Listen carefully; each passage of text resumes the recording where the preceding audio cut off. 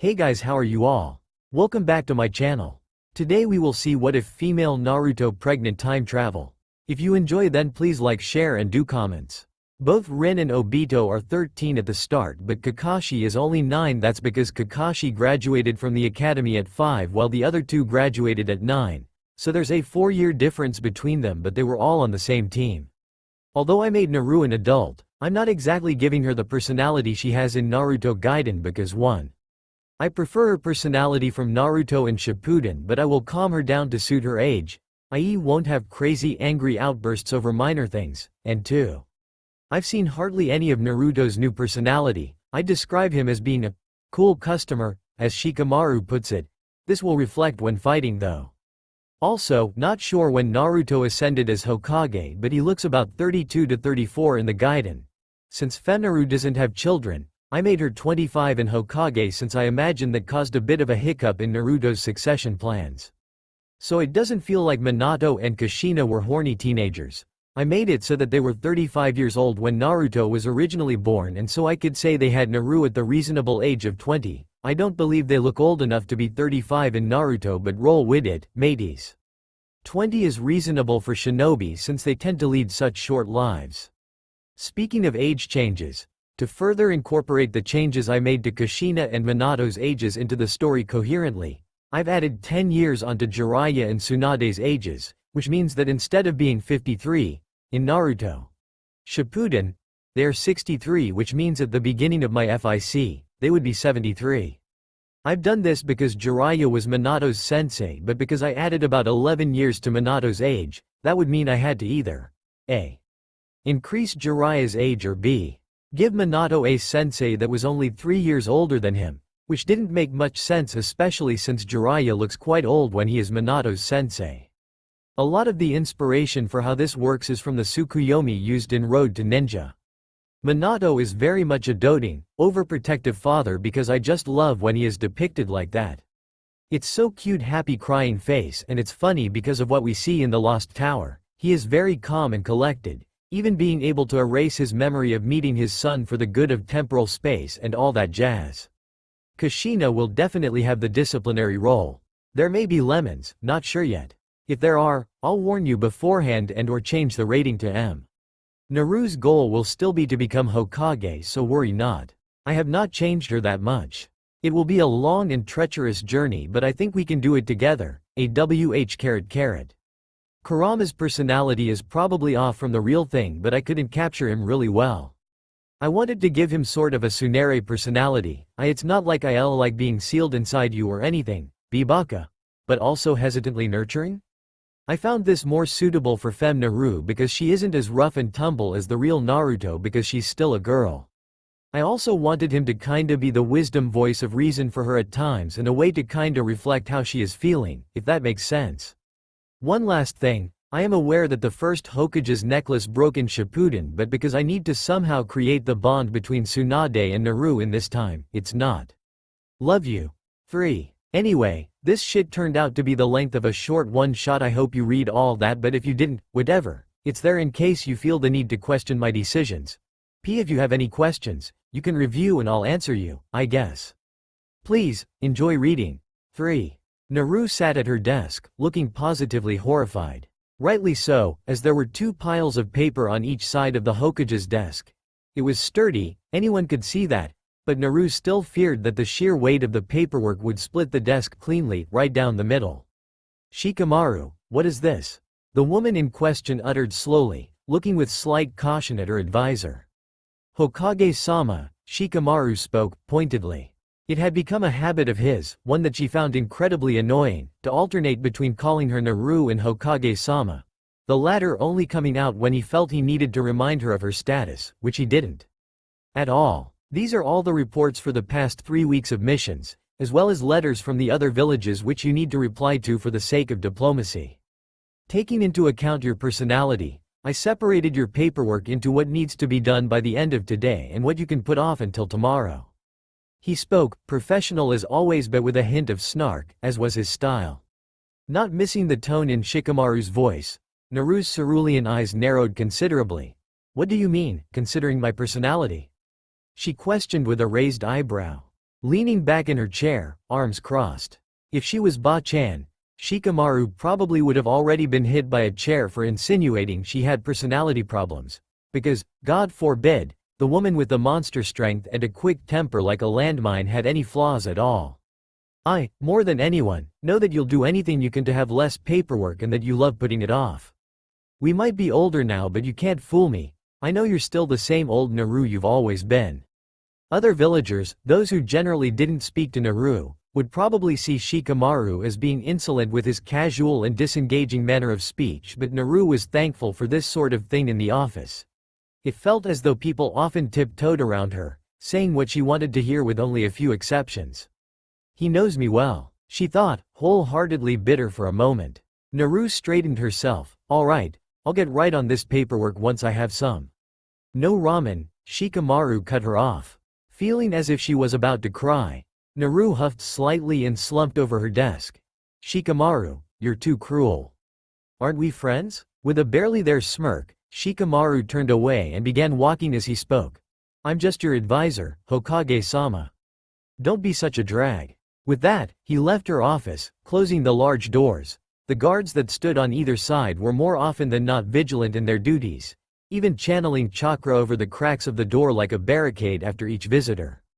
They silently cringed at the pathetic and defeated look of their Hokage but ignored her pleading looks she sent their way in an attempt to get them to deliver ramen to her. Whenever she attempted to use a shadow clone, someone would make them go, poof, and she'd be returned the memories of a clone cut down in its youth without ramen in sight. Mind you, true ramen wasn't even a thing anymore in Konoha since Ichiraku became a dipping noodle shop. It made her cringe just thinking about. Curse Ayame and her stupid inter-nation business courses. How can anyone prefer dipping noodles over ramen, ttebeo? She thought with a passing grit of her teeth. Thinking of the ramen and how she could most likely get some once she was finished with work, she was once again motivated. Yosh, let's get this done, datbeo, she said with spirit, rolling up her, characteristically, orange sleeves. The guards had long since become used to her verbal tic, something that Kakashi claims to have been inherited from Naru's mother, although she would often try to hide it when conversing when it was to do with her job as Hokage. The elders deemed it unprofessional. Her sheer determination pushed her wrist to move a little faster than normal, and anyone could see her love of ramen burned as brightly as her will of fire ever has. 2 hours became 4, then 6, and she was finally done, falling back onto her seat with a long, drawn-out sigh. Oh, how she wished she could use shadow clones, but more than anything else. Receiving the memory of God-forsaken paperwork 4 times in all directions made her head throb and recede into safer territory, aka leave her on autopilot. Bad idea. She had a small, triumphant smile on her face as she looked upon the unbalanced amount of undone paperwork on her desk. It felt like she had won the battle, but, she begrudgingly thought as she looked at her procrastinator-friendly pile, she still had not won the war. By the time she was off the clock, it was already dark outside. From what she could see, the night was dimming, but most stores were still alive and kicking, so Naru assumed it was between 6 and 7, perfect timing for dinner. Like every night, she noticed that children stared in awe, while their parents scolded them for being rude, and those she walked past took a few tentative steps to the side, as if she would kill them if even a single strand of hair stood in her path. It was times like these, when there felt like there was a particular distance between herself and her people, that she wished she was allowed to leave the Hokage jacket, that boldly stated, Nanadem, to all those who looked, in the office, though everyone knew who the Hokage was. Thinking they would find her more approachable without the long jacket was just wishful thinking on her part. For Naru, the jacket was a sign of accomplishment, pride in the pattern, like flames alight, that licked the edges of the white article reminded her of her own, undying will of fire. But for the citizens, it was a sign of the revered, unreachable Hokage. Like a barrier, it stood at her back and cloaked her humanity. Though she knew the villagers meant no harm, the lonely reception made her steps a bit heavier and a bit faster as she thought about her motivations to become Hokage, as she briskly made her way to Ichiraku. There, she knew, Tuchi and Ayame would treat her the same as they had always done. Hokage or not, they still saw that little girl who loved ramen more than anyone. Sure, Naru wanted to become Hokage since she was just a little runt of a girl, and the villagers did acknowledge her, as was intended. Actually, She was acknowledged far and wide as the most powerful Hokage who ever lived. Sure, that was great and all, but what's the point if the villagers are too busy acknowledging you as some god instead of as their village leader? Yo! She looked up from the ground, and her thoughts, to find Kakashi giving her a lazy, two-fingered wave and an eye smile, using only one eye, of course. Naru briefly wondered why he continued to cover his other eye but quickly dismissed the thought for the moment. Kakashi-sensei, she returned enthusiastically. Funny running into you here, huh? She continued, scratching the back of her head with an easy smile. Well, if you mean it's strange for us to run into each other, then I'd say it's not. Firstly, this is the main street, and secondly, I can always find you outside of Ichiraku, Naruto. Kakashi returned with only a hint of his usual patronizing tone. He briefly noted how Naruto, the Hokage, still called him sensei but decided he'd commented on it enough in this lifetime. Don't call me Naruto, Tt Ibeo, she said with conviction. Call me Naru. Naru. Okay, she insisted to him, as she ushered him into the ramen shop. Naru very much thought that Naruto sounded like a guy's name, and while she wasn't particularly concerned with gender roles or the like, she was still a woman. I guess we're eating together, then, Kakashi said flatly, as the two occupied a booth at the back. It wasn't surprising to him to find that all eyes were on them, though the owners of those eyes kept a fair distance. Both the Rokudame and the Nanadame sitting in the same booth, enjoying ramen and some light company, now that was a sight. They both ordered for themselves. Naru got her usual miso ramen, well, dipping noodles with some modifications, and Kakashi, being the deceptively uniform guy he was, opted for simple salt broth with his dipping noodles. Nothing too fancy, he did, however, prompt Tucci to add a few slices of eggplant to the dish. Naru enjoyed some back and forth, as per usual, with Tucci, who still called her a brat, despite her status. It was shocking and perhaps a bit unnerving to see the many lines of age marring that hospitable smile Tucci had always worn. Everything seemed to be moving and growing older, as was time's design. Ayame still helped her father run the store, confiding in Naru that she wished he would retire and take care of himself better, but the old man was strong like an ox and stubborn like a mule. Ayame herself was now in her late 30s and had long since married a humble farmer who lived in the outskirts of the village, no children as of yet. Naru looked intently at her former teacher, waiting for him to take off his mask and eat, all but ogling him. She pouted and her face became red from the breath she didn't realize she had been holding as she anticipated the momentous occasion. Is there something on my face? Kakashi finally spoke, a small sweat drop falling over his temple. He peered directly at Naru as she was making a rather interesting face, a mix of impatience and childlike curiosity. Your face is the problem, she said bluntly, not thinking of her words very clearly. Some might think of that as rude, you know, Kakashi retorted, looking deadpan. Ah, I didn't mean that. Your face isn't so bad. Naru looked nervous. I mean, wait, no, that wasn't what I was supposed to say. How should I put this? You want to see my face? Kakashi finally spoke, feeling bad for his fumbling student. Ever since she was younger, Naru had trouble actually voicing her thoughts under pressure, or rather, not being able to find the words. In most situations, however, Kakashi would find that she found her words much too easily, and perhaps, they would be better left lost. Exactly, she exclaimed, looking happy. One could imagine a tail, or 9, wagging behind her in excitement. Ah, Naru, Kakashi began, following the Hokage's wishes as was a Konoha citizen's duty. Your ramen is getting cold. Is that okay? He pointed out, casually.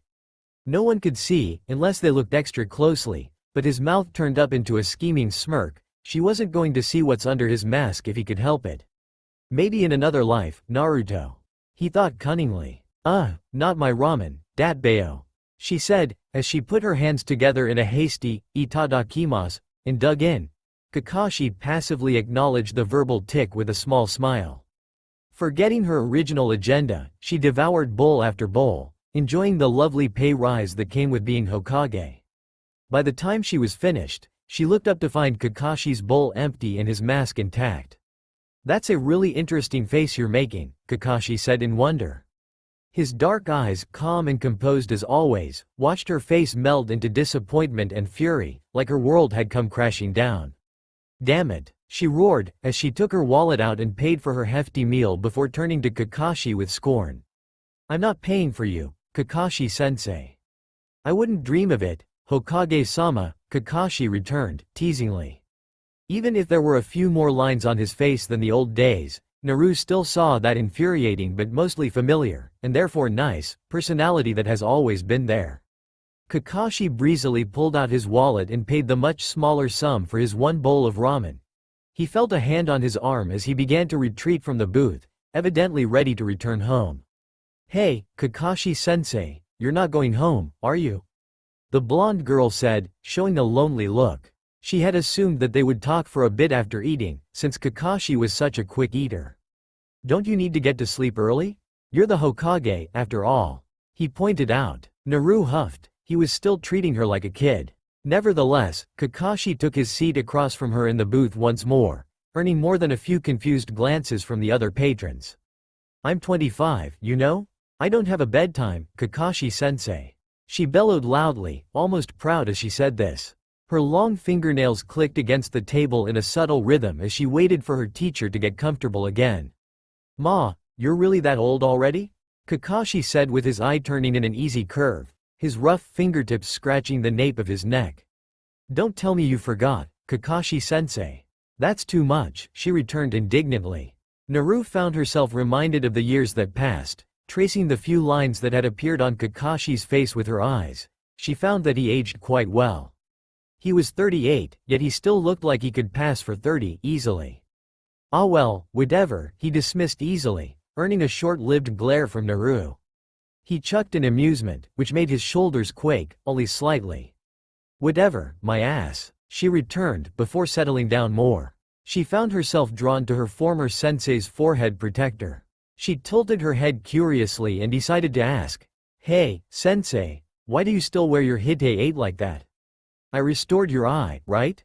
Ma, it just feels a bit strange without it, Kakashi admonished, though his eyes' smile looked slightly shaky compared to before. When he opened his exposed eye, Naru looked deeply into it, searching. Why are you looking so intently? He continued, not unnerved but merely observing. A light blush dusted her cheeks as she was caught, no reason. Well, she paused, looking unsure. She began twiddling her fingers in a very Hinata fashion. Visibly steeling herself, she took a deep breath and looked at her teacher solemnly. Naruto, you're creeping me out, you know, Kakashi's sweat dropped, watching his former student wearily. What was she doing, anyway? Ignoring the fact that he had called her Naruto, again, Naru looked at him with sad eyes. Hey, Kakashi-sensei, are you okay? Naru couldn't help but see the fact that Kakashi continued to cover his eye as some kind of homage to the late Obito, his best friend.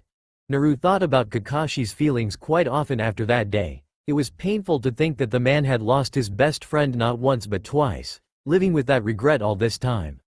Naru acknowledged that her former sensei was much stronger than anyone else she had met and greatly respected him for that strength.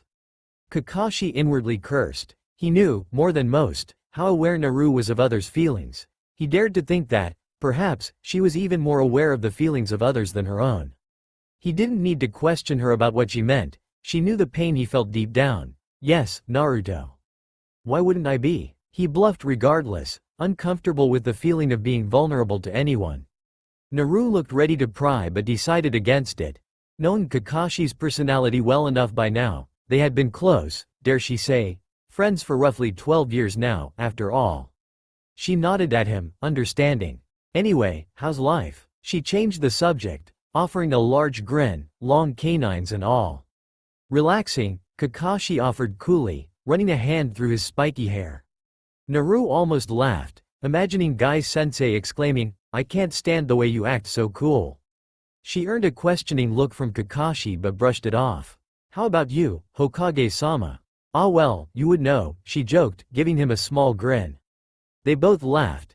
Naru let out a childish laugh, mouth wide open, and Kakashi gave a small chuckle in return. I would kill to be retired right now, sensei. You know, Shikamaru didn't even let me get ramen, can you believe him? I can't stand that guy sometimes. Always going on about troublesome this and troublesome that. She fumed, looking rather peeved as she rested the side of her face on her hand, propped up by the elbow. Wasn't it your dream to become Hokage, Naruto? Kakashi drawled, voice falling smoothly between them as Naru noticed the navy material of his mask mold around a nonchalant smirk. Naru, she reminded quickly before sighing and turning into a puddle on the table. I don't really mean it, sensei. I just didn't know there would be so much paperwork. Why didn't you warn me? She sulked, deep blue eyes looking defeated. Some things we must all experience for ourselves, Naru, he teased, looking smug. Naru noticed the small emphasis he put on her preferred nickname and huffed, feeling childish again. She questioned how he managed to make her feel like that 13-year-old genin all over again after all this time. The two settled into easy conversation, harmless banter mostly. Kakashi would occasionally tease and it would get the desired rile out of Naru, as expected. Naru mostly complained about her work. Kakashi quietly listened and hummed in agreement at some points, especially concerning how obstinate the elders could be, at times, and by at times, they meant all the time. Sometimes, Naru appreciated Kakashi's listen and observe personality. She understood that the two were quite literally opposites, realistically speaking. They clashed in the worst of ways but they found a way around it. But those observations also allowed him to notice things she didn't want noticed. "Ma, do you still keep in contact with Sasuke and Sakura?" he asked, the implications clear in his voice. Naru hated that he noticed things like the fact that she had, more or less, begun to avoid her former teammates. It's not as if she wanted to avoid them. Well, Sasuke was easy enough to avoid, Sakura wasn't. Up until recently, every time Naru visited the hospital, Sakura had been there with a smile so radiant and warm. A certain raven-haired duck butt was obviously the reason. It pained her to be so immature, like a spoiled child. When she didn't get what she wanted, she just sulked, that's how it felt. But, seeing Sakura and her telltale stomach, made her heart beat erratically and something that almost felt like physical pain shot through her. It didn't take a genius to know that familiar pang, it was sadness. But more than that, it was jealousy. She wasn't jealous that Sakura had a child and a husband, she was jealous that Sakura had his child and that he was her husband. Then again, judging by the fact that he barely showed his face in Konoha anymore, Naru sometimes felt like she dodged a bullet. She closed her eyes and smiled in the way so reminiscent of her time as a genin, exactly like the time she promised to bring Sasuke back to Sakura for her. It felt so odd to have a smile be so forced. Ah well, I still talk to Sakura-chan at times. You know, she's expecting her baby soon. I'm excited to see how the kid turns out, you know? I hope Sakura-chan's temper isn't hereditary. Naru offered in response, with a strained laugh at the end. She conveniently avoided the subject of Sasuke. Kakashi wasn't planning to go along with her avoidance this time, it seemed, as he continued, and Sasuke? The retired Hokage pressed. If he was being honest, he'd tell Naru that Sakura had come to him, worried, as it seemed Naru had begun avoiding her since she had discovered her pregnancy. As Naru's former teacher, he knew how to read her well and knew what the problem was, he just wanted to confirm. Kakashi knew, all too well, how important Naru's bonds were to her and she wouldn't so easily break or neglect them. Shifting uncomfortably, that same smile still plastered on her face. Well, you know Sasuke, a man of few words to the very core. I talk to him sometimes, not much of a chance since he hardly ever comes into Konoha anymore, but I'm the Hokage, so he has to report to me. It's a shame he doesn't come back to see Sakura-chan more often, huh? If it were me. She trailed off, looking hapless for only a moment before composing herself.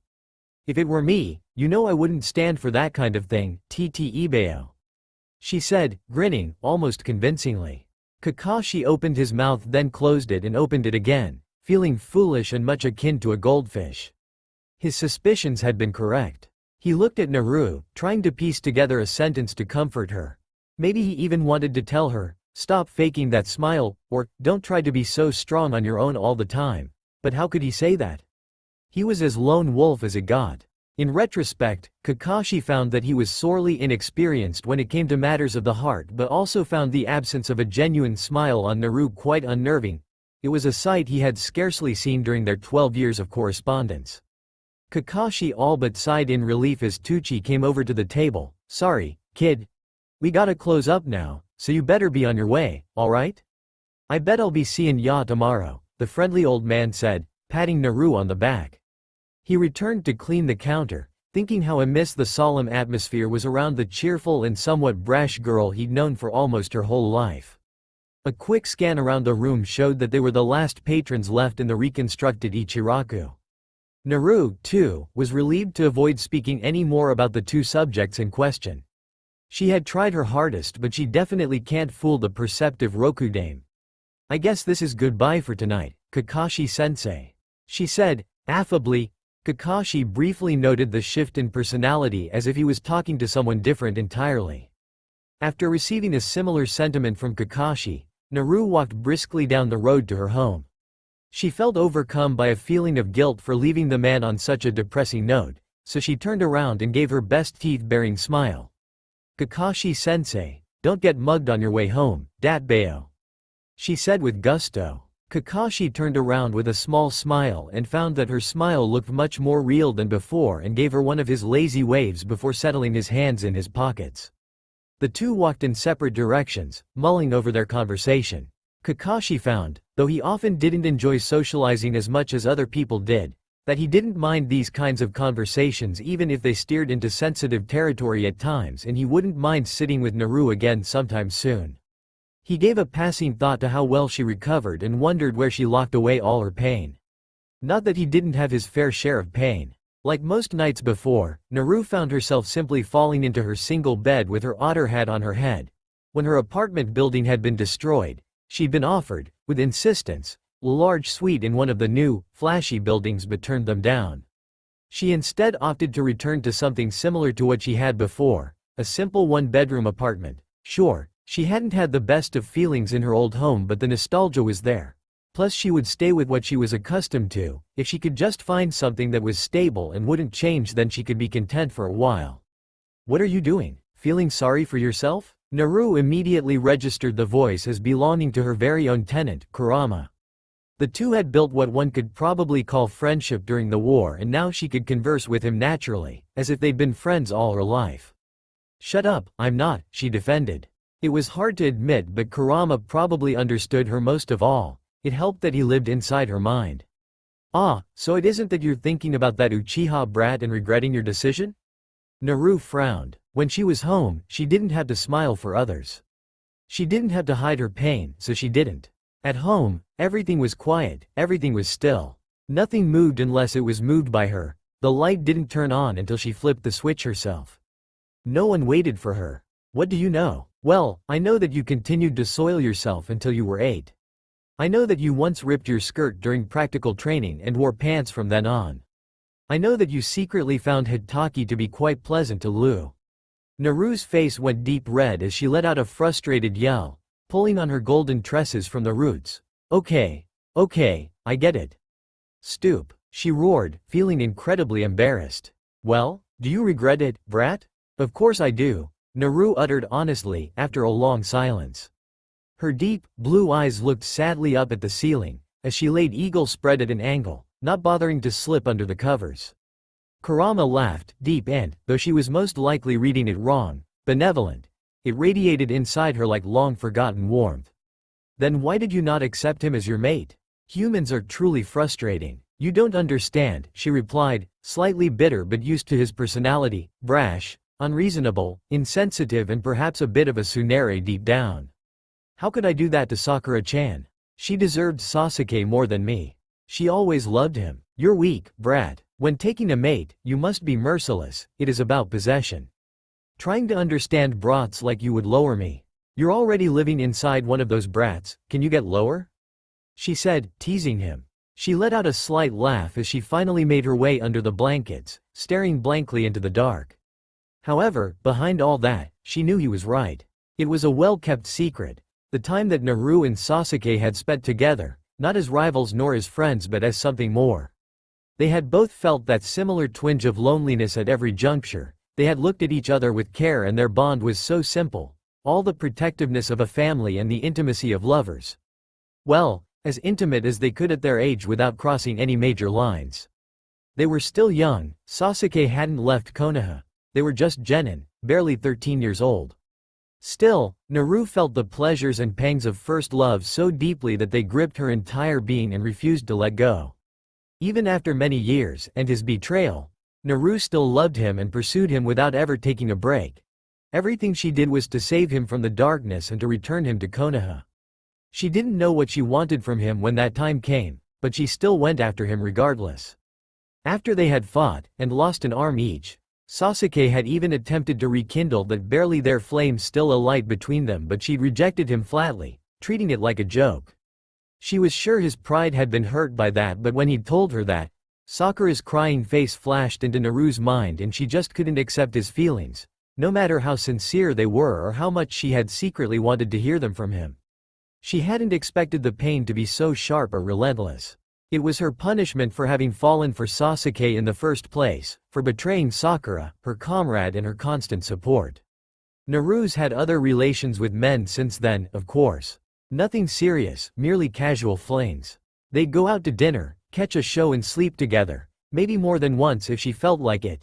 It was hard to find men who were willing to see past her role as Hokage. They were often intimidated by the legends told about her, but she managed somehow. She realized that this loneliness she felt probably could have been amended if she had simply searched for something more serious. While all her friends were getting married and, subsequently impregnated, Naru was having one-night stands. She knew it probably had something to do with Sasuke. No one even suspected that she might have feelings for the Uchiha. They all saw a devoted friend. She would go just as far for any of her friends, but Sasuke was special. Naru loved Sasuke. Secretly, she held out hope that he'd see through her lies and force her to confront those feelings, but he had simply glared at her and distanced himself for months. Their relationship was nothing but superior and underling for what felt like the longest time. Then Sasuke had married Sakura and all Naru could do was give them a bright smile and say, "Congratulations," and forget about it. Naru, being the positive person she was, could easily forget the pain if she wasn't reminded. She felt bad each night, but she didn't go out of her way to meet her former comrades either. If they needed her, she'd still be there for them, but she couldn't be the bigger person this time. After they got married, that was when Naru had been the most promiscuous in her short life. It wasn't anyone's business but hers. She practiced it safely and trusted her partners to keep it to themselves, or she'd simply used a henge. Betting the 7th Hokage seemed to be a point of pride for some of them, and sometimes it was too much. All she wanted was to erase the taste of the first time her lips met with his, with anyone's. It was all too innocent and chaste, and she's yet to find anything like it. She wondered if it was just childhood naivety and nostalgia mixed into an emotionally deadly cocktail. With a small pause and a slight hint of bashfulness, Kurama finally replied, "HMPH. It is not as if I particularly like it here, it is merely familiar." Naru laughed. She knew that it was just his way of saying that he liked it there. Sometimes he was just too proud for his own good, but she couldn't deny that he was a being of immense power. The two had, somehow or another, fallen into sync over the years following the end of the war, but Naru knew that Kurama wasn't particularly pleased with the idle and repetitive work that came with being the Hokage. He didn't care about missions, or diplomacy, or land disputes, or anything like that. She knew the excitement he drew from battle could be rivaled by no other. She almost felt bad for him. He was free to come and go as he pleased, but he was unexpectedly considerate of her feelings, choosing to keep her company when no one else was around. "Well, what was it that you were so hurt over? Is it the loss of your friends, the Uchiha brat, or the duties of a Hokage?" Naru let out a deep sigh, knowing she could keep nothing from him. She gave in. "All of the above," she said, sounding uncharacteristically docile. "I wonder what my dead friends would do if they were here right now, if I would feel this lonely, this incomplete. I wonder what it feels like to have someone waiting at home for me, the lights already on, the bed already warm. I wonder if being Hokage was truly all I wanted all along. I know that I want to be Hokage, I'll never not want to be Hokage, but lately, I've wondered if that was all there was to my dream. If maybe, along the way, I had become truly greedy and wished to have everything." She let her thoughts fall out of her lips like a ceaseless waterfall, as she let her pillow mold the shape of the back of her head into its soft material. Kurama snorted, but nevertheless, allowed rare tenderness to penetrate through his voice. "Come into your mindscape, kid." Naru obeyed willingly, tired of the lonely space in her small room. She'd found that when she was feeling particularly down, Kurama would drop the brat and call her kit. It reminded her much of a stern father. He'd kill her if she let him see that thought. The cold, metallic prison that had once occupied her mindscape was now replaced by a deep, lush forest of varying hues, and her resident Kyuubi sat unflinching in his gigantic cave. Large enough for him to comfortably walk around in as he pleased. From the cave, there were smooth pathways going in all directions, which served as walkways for Naru and Kurama's chakra. Kurama had been sleeping or relaxing with his eyes closed when she had beamed into existence at the entrance of his cave. He opened one, red eye to peer at her. "Come here," he commanded, though the gentleness was clear in his gruff voice. Naru followed his instruction and ran to him, jumping into his abundant fur as if he was a fluffy mattress and sighing. "Please, make yourself comfortable," Kurama said sarcastically, peering down at her as she snuggled into his fur. Naru laughed happily. "Don't mind if I do," she said, as she began making fur angels on Kurama's forearm. Naru enjoyed the time she spent in her mindscape. It was literally an escape from reality. Kurama was, at times, rude and didn't understand her feelings well, but she could see past that. She found that more often than not, there was always a hidden layer behind what was shown to others. "Stop thinking that I have hidden layers," he grumbled, closing his eyes and moving his arm closer, allowing Naru to rest in a crease between his forearm and his chin. "Ah, you knew?" she said sheepishly, making herself comfortable in the warm fur. "I know everything," the fox pointed out pompously. "I'm sure you do," Naru returned dispassionately. It was a while before she said something else. "Maybe I should go see Sakura-chan tomorrow." "She's the enemy, Kit. Your benign nature will be the end of you." "She's not the enemy, idiot." Naruto gave a shaky sigh. "She's one of my best friends, that's why I can't ignore her anymore." Reeling at being called an idiot, Kurama let out a guttural growl as an intimidation tactic, but as usual, it had no effect. "She's having a baby, I gotta be there for her. Her offspring isn't your concern. If you do not plan to steal away the Uchiha brat, you should be searching for a mate of your own and reproducing before it is too late."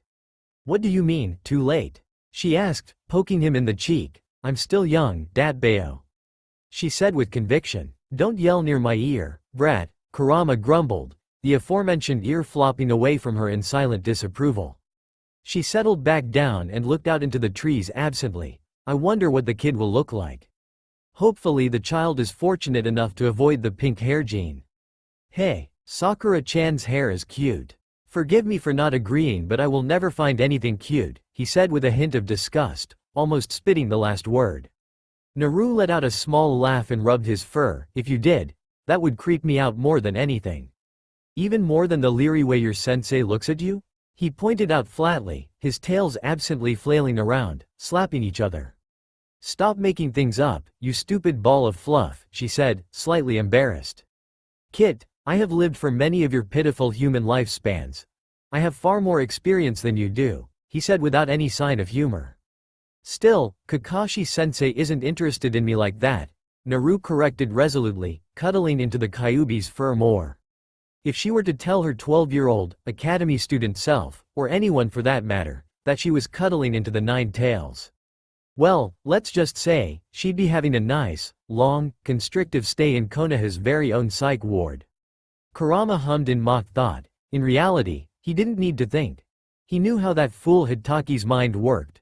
The fox was sure the sixth Hokage didn't even register how he felt himself. "If you say so, Kit." "I do say so," Naru returned. She wouldn't admit to anyone ever, but she had briefly read a year, entertained a crush on the older man, but she was 12 and he was 25, and that was just wrong no matter how you looked at it. If Naru had a daughter who was that age and she was romantically interested in a man 13 years her senior, well, she'd be worried, to say the least. Kurama stretched his hind legs, careful not to disturb Naru's placement. "I'm sick of conversing with a brat like you. Go to sleep." Naru usually would have argued, but she was actually tired. She was both physically and emotionally exhausted. She supposed she shouldn't sit up talking to Kurama like they were having a slumber party when she had to get up and be Hokage all over again tomorrow. She sighed and settled back into the warmth and comfort he offered her. She closed her eyes and immediately felt her mind becoming dull and senseless, the darkness behind her eyelids consuming her. Kurama's voice, though still deep and grumbling, came out quieter to accommodate her. "You are dissatisfied with things as they are you not, Kit?" he asked. She nodded. "Would you change things if you could?" "Nod," Should I allow you to? Flimsy nod. Very well. I'll give you a second chance. This time you will be wholly in control of your own destiny, kid. In truth, I tire of the view from your precious Hokage tower. I want to feel a truly exciting battle once again. A toothy grin spread across his face as his eyes opened wide and he mumbled words under his breath. That familiar, red chakras sizzled in the air around them, but Naru was now fast asleep, snoring and rolling around to no end, paying no heed to the actions the fox was taking. That night, Naru's dreams were oddly pleasant and completely unfamiliar. A content smile curved her mouth as she slept, remembering things that she could never recall before, things she was sure never happened. She's beautiful, she has your eyes. And your hair. Hey, what exactly did she get from me, Databane? Honey, calm down. She sort of has your facial structure. Look, her eyes are there. That's where everyone's eyes are. Jiraiya-sensei, this is Naru-chan. Isn't she the cutest baby you've ever seen? Huh? I thought you had a boy since you named her Naruto. I was going to teach him all the wonders of the female body. Those soft, marvelous mounds. Stupid pervert, what are you saying in front of my baby, huh? Ah, Kushina-chan, strong women are also beautiful in their own way. Shut up, pervert, Ibane. Pervy sage. Hey kid, didn't I tell you not to call me that? This is research. Research. Those were Naru-chan's first words. Ah, honey, calm down, it's okay, it's not the end of the world. Shut the hell up, look what that pervert did to my baby. Her first word was meant to be mama. Ah dear, your hair. It's sticking up again. Pervy sage. I'm not pervy sage. Are you trying to get me killed, kid? Mama. Naru-chan tilde I'm so happy, Databane. Daddy tilde. Ah, Naru-chan. Mummy will be so angry that she missed your first steps, but at least daddy is here to see them. Come here, to me, to me. No. Naru-chan tilde come back. Daddy loves you. Stupid daddy. Why? Happy first birthday, Naru-chan. Look at mummy, Naru-chan. Over here. No, look at daddy. Daddy got you a great present. Gah, Minato. Mummy got you an even better present, Naru-chan, so come to mummy, okay? Ah, Naru-chan, please don't cry. We'll come to you, okay? Daddy's coming to you right now. Mummy will get there first, Databane. I don't want to go on a mission. She's only a year old, don't make me leave. Just go. Naru-chan will be perfectly fine with her mother. She doesn't need a man around all the time. Honey, how can you be so cold? Naru-chan, say bye-bye to daddy. Bye-bye daddy. Say you love daddy one more time before I go, Naru-chan tilde? Seriously, you're such a baby, Databane. Don't cry, Naru-chan. Daddy will come home from his mission tomorrow. The time will pass faster if you go to sleep, alright? Wah, come on, mummy will hold you until he comes home, so don't cry. Promise? Promise. Okay. Good night, mummy. Good night, Naru-chan. The scenes went much the same. They zoomed past as if in an instant but ingrained themselves somehow in the back of Naru's mind like true memories. She was in all of them. Ranging from a baby to almost breaching adolescence. She continued seeing pleasant flashes of a life she had always yearned for, especially in her childhood. When Naru awoke, she was still inside her mindscape, allowing herself to relax and breath in sync with Kurama's low, grumbling exhales. Good morning, Kurama, she said, scratching behind his ear affectionately. The scale of Kurama was so large that her entire hand was like a mere spot on his thick, dark orange coat. HMPH. Brat, he said, no hint of malice present. Do you believe it's polite to put your hands on others when they are sleeping? Truly, you are a brat with no manners to speak of. He continued haughtily. Shut up, you oversized furball, she said flatly, removing her hand. I know you don't sleep, you just laze around in here all day. She pointed out. You talk as if there is more to do than that in this place, brat. One of Kurama's 9 tails came up and flicked Naru lightly in the face. Oi, keep your tails to yourself, Ibeo. She roared, jumping down from her place on the fox. She didn't feel cold from the loss of contact. She knew that her real body was cozily tucked into 2 blankets in her small apartment. Then Naru remembered her dream, which was odd. Hey Kurama, I had these weird dreams about my parents last night. Brat, I don't need to know who is in your perverse dreams, Kurama said flatly, deadpan. An irritation mark landed square on Naru's forehead and she pointed directly at him. You know that's not what I mean. Don't be so disgusting. I'll destroy you, you flea-bitten ball of fluff, Datbayo. Tisk. I'd like to see you try, brat, Kurama antagonized, looking sharply at Naru and letting out a deep, low chuckle. The breath he let out sent Naru's hair flying off into different directions. Oh yeah? You better be ready then, you bastard, don't dare beg me to stop later on. I won't stop even if you cry, ya here am. Naru paused, remembering that she was adult, as well as the Hokage. She took a deep breath and centered herself. She cleared her throat before speaking again.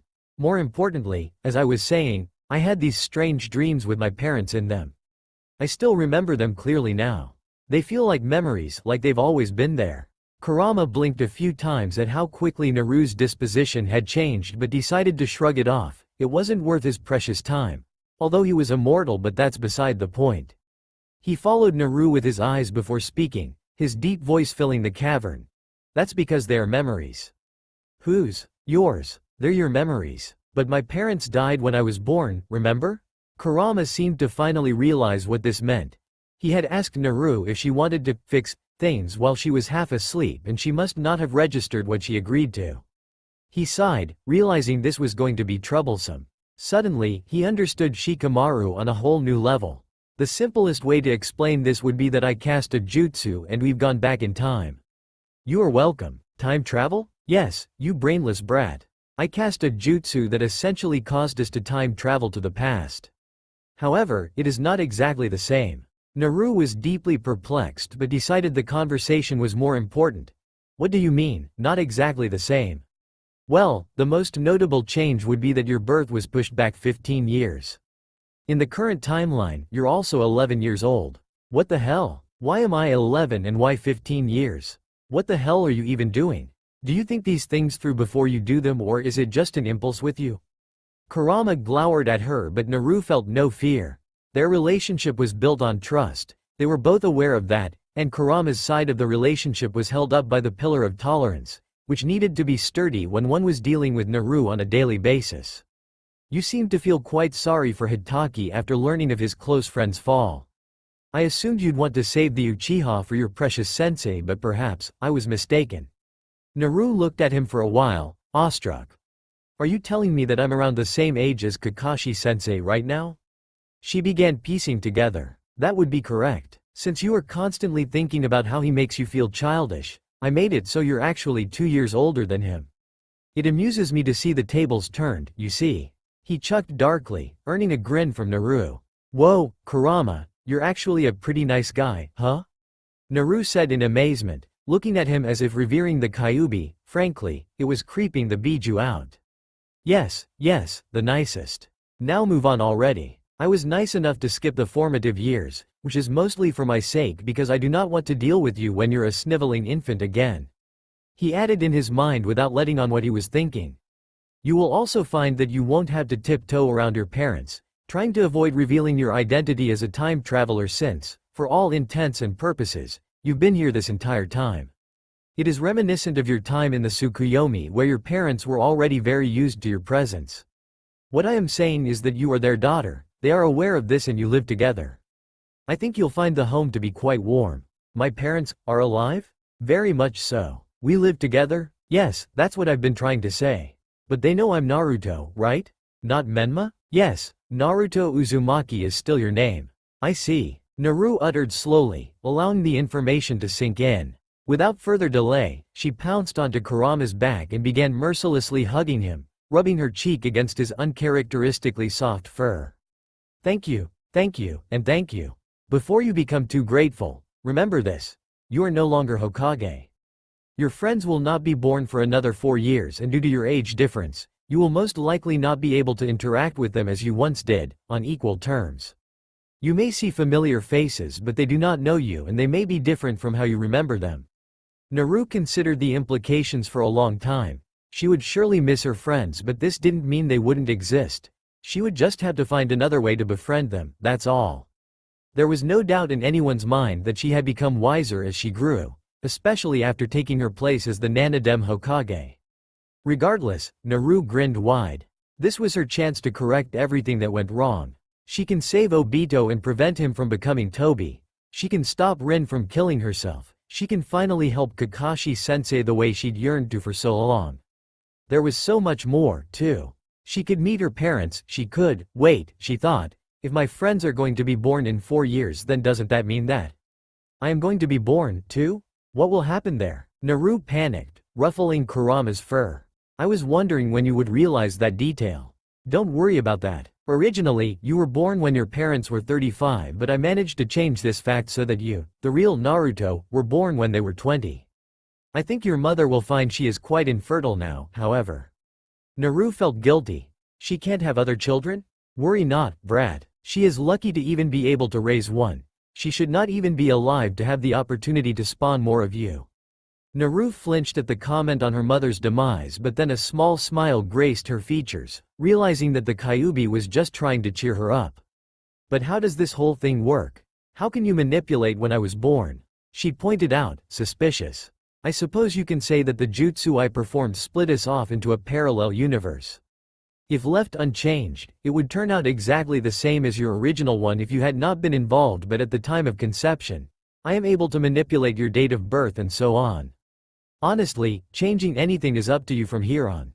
I've given you the means, now you have to use your knowledge from your past life, so to speak, to correct what you couldn't then. Anyway, time's up. Your ape of a mother will be coming in here to wake you up soon. I suggest you do as she says. On that same day, a 44-year-old Tsunade found her grandfather's necklace missing, and Jiraiya found a new signature on his summoning contract with Mount Maiboku. 1. Naruto Uzumaki, with a diminutive handprint made with blood directly underneath. Naru retreated from her mindscape and lay in bed for a while, looking at the unfamiliar ceiling. Her ceiling was orange, blessed, but this one was a pale yellow. She noted that it was a rather boring color, but it was probably more reasonable than orange. She wiggled her arms and legs from side to side, feeling how much her span had decreased. It felt strange, to say the least. She was sighing and thinking to herself how she was going to survive being 11 again when the door opened abruptly. Naru, it's time to wake up. A woman with blazing red hair, who Naru immediately recognized as her mother, stood in the now open doorway, smiling widely. It reminded Naru a lot of her own grin. Feeling oddly calm, Naru pushed herself into a seating position and flung her legs over the edge, expecting to feel the ground but instead feeling nothing but empty air. She forgot how small she was at this age. Her clothes also felt like sheets on her. She cringed. For some reason, when she looked at her mother, smiling warmly at her, she felt a sudden rush of emotion that hadn't been there a second ago, as if sitting up had put something into perspective for her. Wait, Naru? Why are you crying? Hey, what's wrong? Kushina asked, alarmed. She ran to her daughter's side, sitting down beside her with a light thud, and draped her arm around the girl's shoulder, pulling her closer. Naru began, feeling confused. She looked at her tiny hands darkening with each salty droplet of her tears. That was weird. Why is she crying? She didn't feel sad a moment ago. I don't know, she finally uttered. She didn't know why she was crying like a little kid. She was an adult already, even if she didn't look it. No matter how much she told herself that, the tears wouldn't stop. Did you have a bad dream? Kushina asked, worried. Shifting, she now took Naru completely in her arms, their length easily encircling the 11-year-old. Naru felt slightly confused as she latched onto her mother and buried her face in her shoulder, not sure why it felt so natural.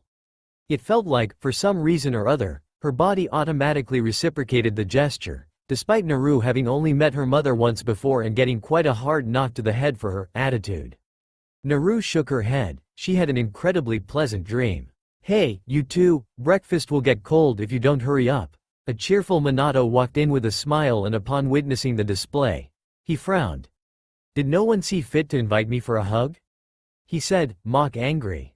Naru attempted to lift her head to look at where that familiar voice was coming from, but her mother's light touch pushed her head back to its spot. When Kushina looked at Minato, her anger was not mock in the least, and she threw a nearby pillow with enough force to make the yellow flash actually fear the squishy object, sidestepping to avoid it. Can't you see Naru's upset, Databane? She roared. Naru briefly acknowledged the verbal tick with a small exhale through her nose. Minato shrunk under his wife's angry gaze, cursing his timing before registering her words. He rushed over to the bed, looking panicked. Naru, are you hurt? Let me see, he spoke, frantically inspecting his young daughter for any visible injuries. Fine, came Naru's muffled response. Her mother was holding her with more force than intended, she surmised, and she lightly patted Kushina's arm, as if to tap out. Ah, sorry, the redhead said, realizing. She nervously scratched the back of her head and let out a light laugh after releasing Naru. Naru's large, blue eyes looked from Minato to Kushina with an unreadable expression, tears still amassed at the corner of her eyes.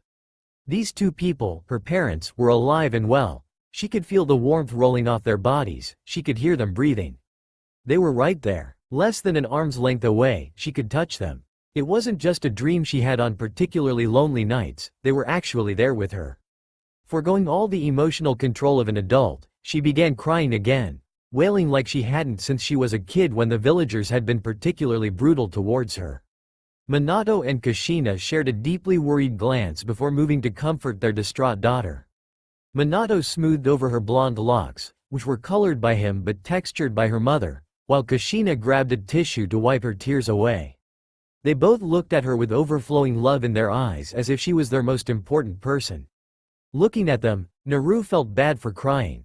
They looked really worried, but at the same time, seeing them look at her like that made her cry even harder.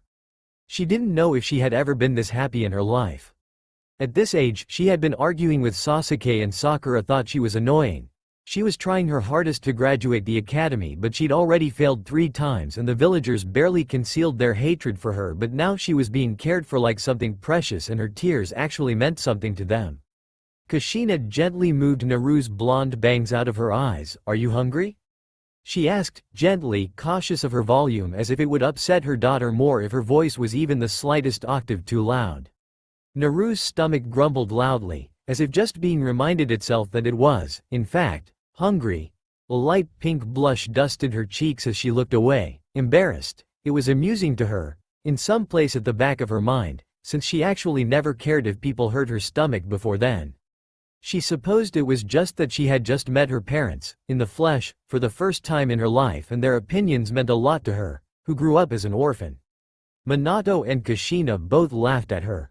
Let's eat. Breakfast is on the table, Naru's father said, all but dragging her out into the living-cum dining room.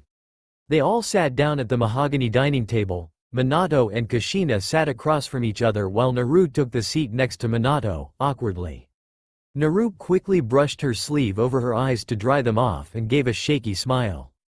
She liked to think that she blended in rather well and could handle interacting with new people due to her former position as Hokage, but she just felt plain awkward right now.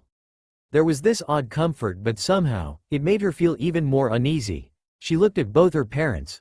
Obviously, they didn't find this strange since Kurama said she had actually been there the whole time, so they were used to having a daughter. Naru was not used to having parents. Furthermore, when she looked at Minato, she felt like she was looking at herself if she was over 30 and male. It was ridiculous. She really couldn't appreciate their resemblance this much from just pictures. Being up close was on a whole other level. Minato noticed Naru simply looking at them and the food. Aren't you eating? You're usually hungriest in the morning, he pointed out, giving her a closed-eye smile. She looked startled for a second before nodding, slowly. She clapped her hands together and said a light, "Itadakimasu," before grabbing her chopsticks and digging in. They had rice with poached egg. Somehow they knew how she liked hers and she wondered how a simple egg could taste so good. Naru had heard her mother was an extraordinary cook, but this was incredible. Just an egg was enough to make her close her eyes and savor the taste. It still had nothing on ramen though. Seeing her enjoying the food, Kushina swelled with pride. It seemed to her that Naru had become immune to her food's charm, which had been quite a shock to her, but now her little girl was making a very satisfied expression as if it was the best breakfast she'd ever had. Both her and Minato began eating away, too, enjoying the warm family atmosphere. They both couldn't remember how long it had been since Naru took her time eating instead of inhaling the food and retreating back to her room. Naru was pulled out of the blissful taste by a soft "Naru" coming from her left. She turned and looked at Minato with an inquisitive expression, willing him to go on as she chewed. She had just met her father. She didn't want to make a bad first impression by spitting some egg and rice on his face. "Ah, you're so cute," he gushed after looking at her with stars in his eyes for a few seconds. which felt like hours to Naru as she nervously sweat dropped, forgetting what he originally wanted to say. Didn't Naru tell you she hated it when you did that? Kushina pointed out bluntly, still chewing her breakfast in the side of her mouth. Naru looked from Kushina to Minato and found that, in fact, she did not hate it. She rather liked it, actually. No one had ever complimented her appearance at this age. Not one person even noticed that she had the basic features belonging to a person, and not a monster, until she was 13 and none of the other kids knew of the nine-tailed fox. So when Minato looked sad, like a puppy with its ears patted down onto its head, and apologized, she quickly interjected with her signature tooth-bearing smile, "No, it's okay. Thank you." The food dropped out of Kushina's mouth as it fell agape, looking at Naru with wide eyes. Had that Naru just approved of Minato's doting ways? "Naru, are you feeling alright? I know you said you were, but," the beautiful redhead trailed off. "I'm totally a-okay, why wouldn't I be?" Naru replied, still beaming. Only half an hour had passed since she woke up, but she felt oddly comfortable with these two, as if she'd known them her whole life. She felt her old personality coming back to her quite easily, rightly so, she assumed, as she had never been shy before. Kushina blinked twice at the happy response. Naru seemed strange today. She looked at Minato and he seemed equally as confused, but he was also fighting back a pleased expression at her acceptance. Naru felt both worried and mildly amused watching them stare at each other, unblinking, the only movement being a quirk or two of Kushina's eyebrow. She wondered if they could speak to each other telepathically. "Kurama. Hey, Kurama, wake up, you lazy fox," she thought to the Kyuubi. "Shut it, brat. You are the only human I know with the audacity to speak to me like that." "Thanks. It wasn't a compliment, fool. What do you want? Why are they staring at each other like that? Do they sense something's up? You are most likely different from the former Naruto that they are used to." "Different? Wouldn't me be just like me? Did you honestly not think that their Naruto would be different to you? You were an orphaned Jinchuriki who everyone hated. This world's Naruto is the daughter of the Yellow Flash and sheltered by her parents." Ah, Naru cursed herself, feeling stupid. What was it about this time that made her forget that she was an adult? This whole time was like one big Kakashi-sensei. She was 25, she was the Hokage, she could think for herself, too. She wasn't that stupid, reckless kid anymore. What do you think their Naru was like? Judging from your parents' reactions, I would say she's the opposite of you. You even accepted a compliment that crazy woman mentioned you hated. Naru unconsciously nodded her head. Even if she loved her mother, Kurama still held a deep grudge against her for how he was treated.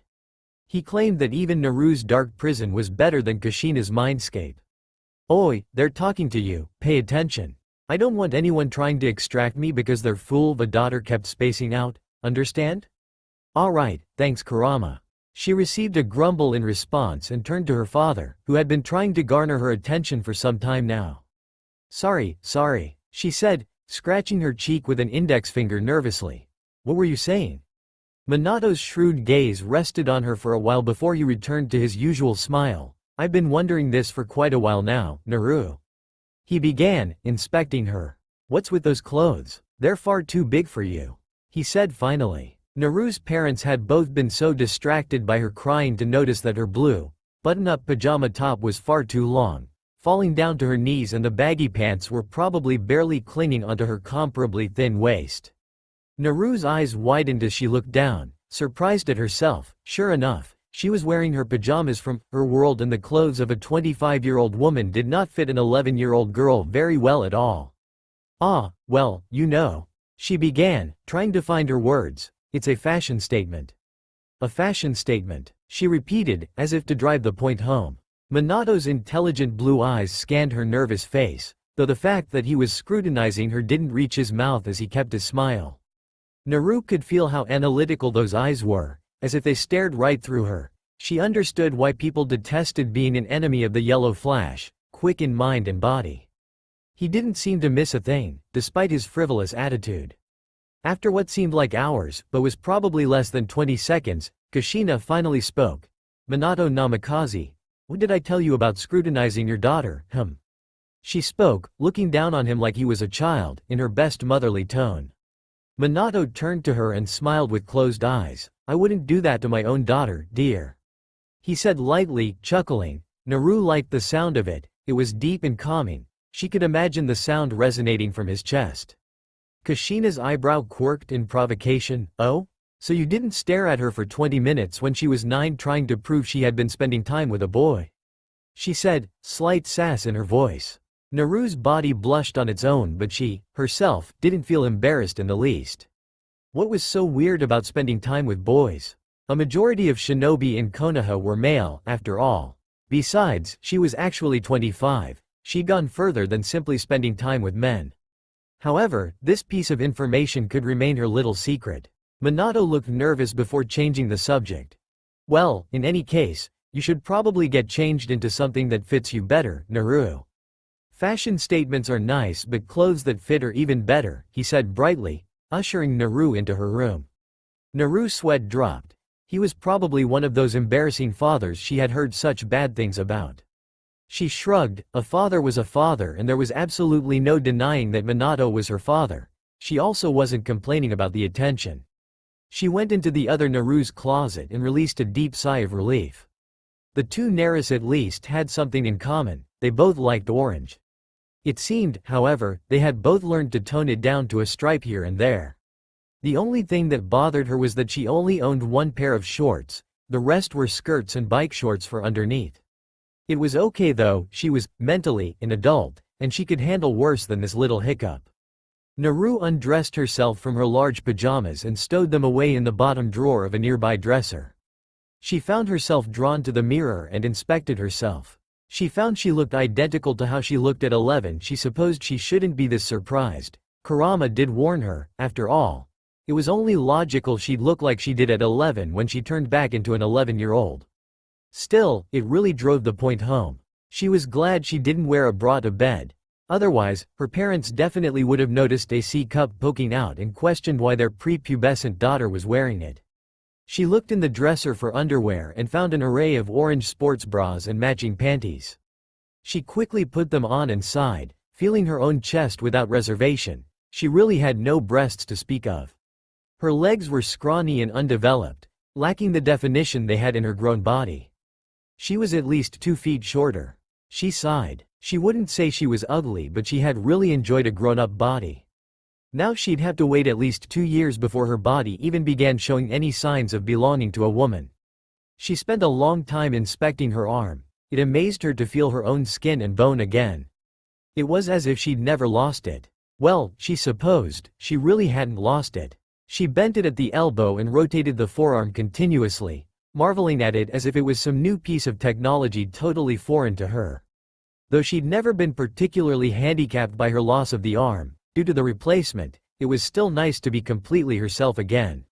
She dressed herself in the one pair of shorts that reached her knees, which were the obnoxiously bright shade of orange that she loved, and a black tank top with a matching orange stripe down the side. She found that the bottoms of the shorts flared up too much and tapered them down using nearby bandages as to not inhibit her movement. She searched the whole room, but she couldn't find a leaf hit to 8. The shoes that the alter Naru, affectionately nicknamed, of course, owned also looked too smooth at the sole and only had one thin strap keeping them in place. In short, they looked like casual sandals. How did she wear these as a shinobi? Naru thought to herself, but pulled them on nonetheless. She borrowed the brush that sat on the dresser and began threading the bristles through her shoulder-length blonde tresses. They fell over her shoulder as the brush lost contact with them, and Naru was about to begin braiding it before she realized there was no need. As a 25-year-old, her hair reached her waist easily, and so she had grown accustomed to braiding it to keep it out of the way, but she didn't have any responsibilities that leaving it out would hinder at this age, so she did leave it out. She heard chattering coming from the living-cum-dining room she had just vacated and pushed her ear against the door to listen, focusing her chakra in an attempt to enhance her hearing, which worked. "Don't you think Naru is acting strange, Minato?" Kushina said. Naru could hear the faint click of dishes and the swishing of water accompanying her soft voice. Light footsteps padded against the wooden floorboards as Minato paced. "She has," he said sharply. Naru noted that this goofball of a father could actually sound serious when he wanted to. She wasn't pleased, however, that her parents seemed to be catching on that she was different. "Maybe it's just because she's getting older," Kushina pointed out, still scrubbing away at the dishes. Her husband had taken a seat in their living room and was humming and thought. I don't know about that. He returned, propping his elbow on the armrest and balancing his chin on his palm. She felt completely different. Her clothes were too big, she was acting like she wasn't used to us. She accepted a compliment when she usually says it's embarrassing, and she was eating really slowly.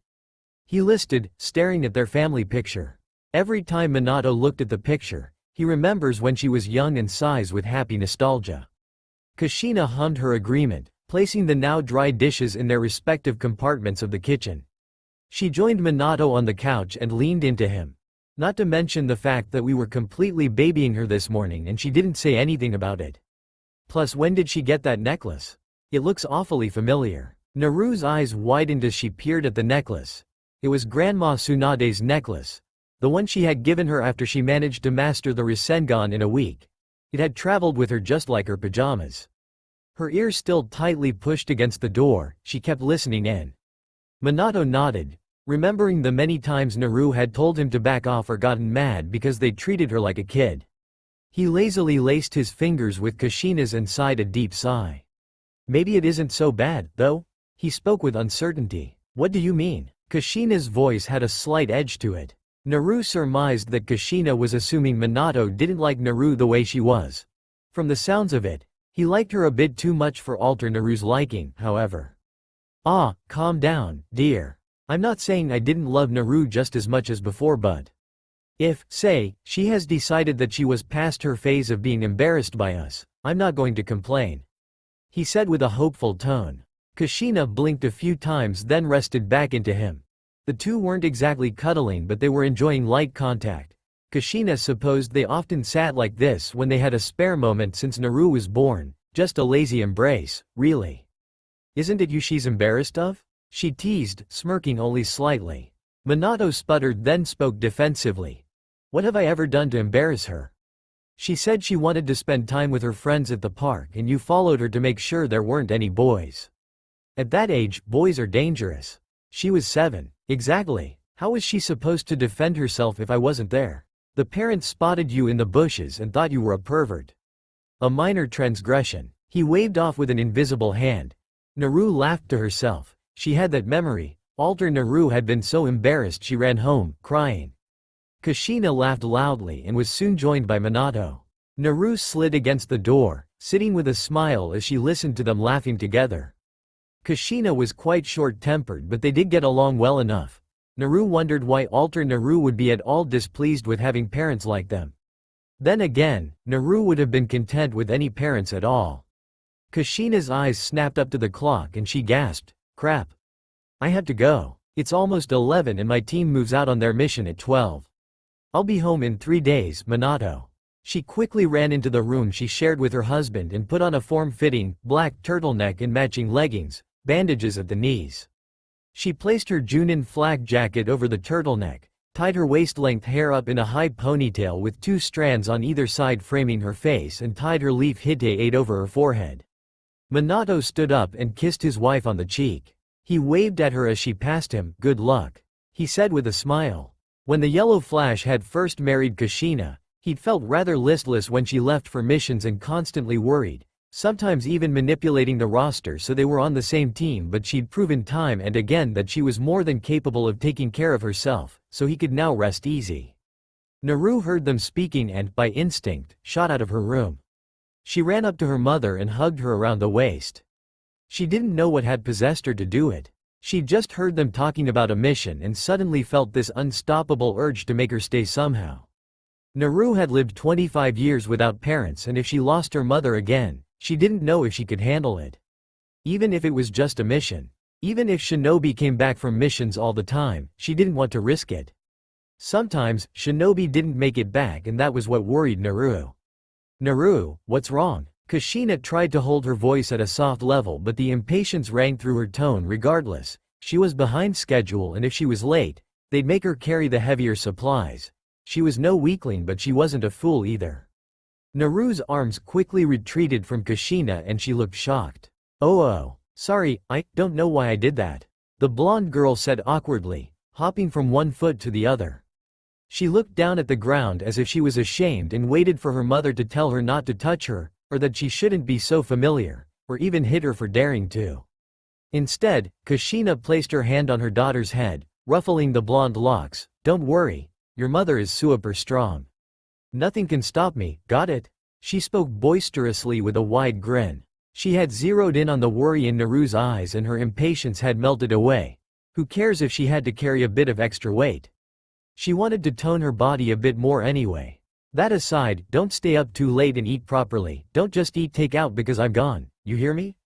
I know it's tempting to let your father spoil you because of how he is, but don't get sucked in. Minato doesn't have a limit when it comes to you, so be the wiser one in this family for me. Naru could tell she wanted to continue. The nagging felt familiar in many ways but lacked that dull sadness that ached when she remembered. In contrast, it made her happy. Naru looked up and found an identical grin spreading across her face. She nodded. I want to go with her. She thought but stifled it. She wanted to ask so badly, to ask if she could go, but Naru, more than most, knew what the protocol for missions was. After all, in another life, she had been the one to assign missions and give instructions on protocol. Besides, the current Naru probably wasn't even a genin yet. There was no Hite 8 for her in sight. Kushina left the house with a pleased smile on her face. It had been, 3 years since Naru had last clung to her like that as she left for a mission. It was a fulfilling feeling, to say the least, and she started agreeing with Minato that maybe this change in behavior wasn't bad at all. She jumped onto the roofs of the village and hoped she wouldn't be late, even if she was going to be the last. When Naru was gone, she sighed heavily. Her mother had said nothing could stop her, but if that was the truth, Naru wouldn't have been made an orphan in the first place. Naru-chan, Minato cooed at her from the living room, hoping to cheer her up as she was just forlornly staring at the door. She turned to him. Yes? She said, an imaginary pair of ears drooping. Minato stopped for a moment, admiring how cute his daughter was before pulling himself out of his trance. Since Kushina's gone for 3 days, you get to spend all that time with me. Despite her actual age, Naru felt giddy and excited like a, little girl. The 4th Hokage had been her personal hero for a long time, and finding out he was her father just made her existence a bit prouder than before. Now she has the chance to not only spend quality time with the father she never had, but he's also going to be the 4th Hokage. She tried her hardest to push the worry for Kushina to the back of her mind and walked over to her father, beaming happily. Okay. Let's do it, Datbeo. Minato's eyes narrowed for a second, inspecting Naru's face. With a confused voice, he repeated the verbal tick. Datbeo? Naru cursed herself. Kakashi-sensei told her that the verbal tick came from her mother, so she assumed Alter Naru would share the habit, but apparently not. Under that astute gaze, she felt like biting her tongue off right now and getting it over with. Dispelling Naru's worries, Minato tipped his head to the side and smiled. No teeth showing, mind you. With closed eyes, just like your mother, huh? He said fondly. So, what do you want to do today? Something about Minato's smile really made Naru comfortable.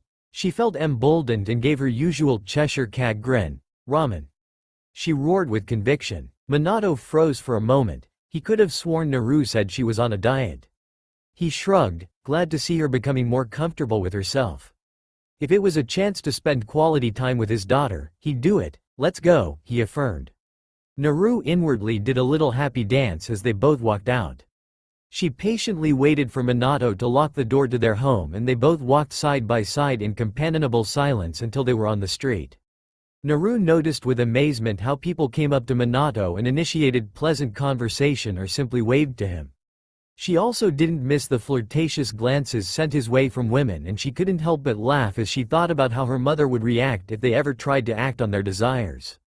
She also wondered how she could apply these types of interactions between Hokage, though Minato wasn't there quite yet, and the citizens in her Konoha. Then again, there was no telling whether she would actually return to that Konohagakure again. For all she knew, this was her Konoha now. Minato had just finished saying goodbye to a passerby when he heard Naru laugh quietly to herself. What's funny? He inquired curiously. She looked mischief and grinned. Oh, nothing. She couldn't very well tell him that she was imagining her mother's red hair flying everywhere as women ran for their lives. You're popular, aren't you? She mused passively, more trying to make conversation than anything. Minato's blue eyes lit up on that note. Naru, are you jealous? Naru deadpanned at his complete misunderstanding. I was just pointing it out. The soon-to-be Hokage slumped. "No chance, huh?" he uttered sadly, the hope slowly dying in his eyes. On the other hand, Naru's eyes lit up. "There's Ichiraku, Datbeo," she said with vigor, doing a little fist pump in the air as she wasted no time running to the stand. "Hurry up, let's go, let's eat." Minato smiled warmly at her excitement, following at a steady pace. Naru took a moment to look at him and finally noticed the difference between Minato and other shinobi. He walked with passive grace, straight posture and earned nobility. There wasn't even a degree of a slouch present in his form. She could tell just by looking at him what a great man he was. She was proud that he was her father. She smiled back at him, not her usual boisterous grin but just a gentle smile. They both ducked under the curtain partitioning the actual restaurant from the street and took a seat at the short counter. Looking at the old design shore brought back memories.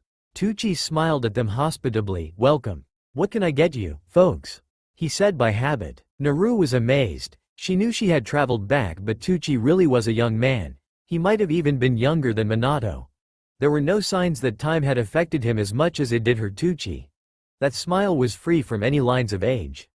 He was the picture of youth. "Ah, Minato, is it? Kushina-chan isn't here with you today?"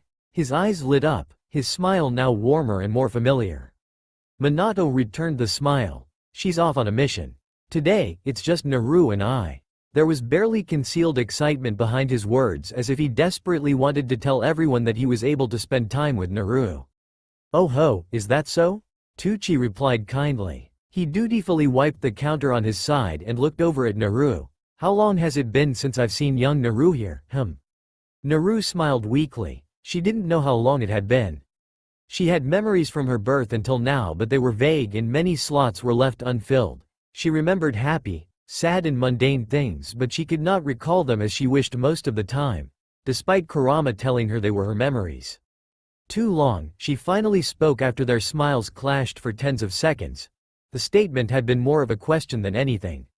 "True enough," Tucci replied with a light chuckle. "What can I get you?" "Miso, please," Naru said excitedly, anticipating the delicious, genuine ramen. Her eyes absently went behind the counter as she scoped the area for Tucci's daughter, Ayame. In her time, Ayame was almost 31, which means that right now. Ayame is only 2 right now. So weird, she was always older than me and now I'm 9 years older than her.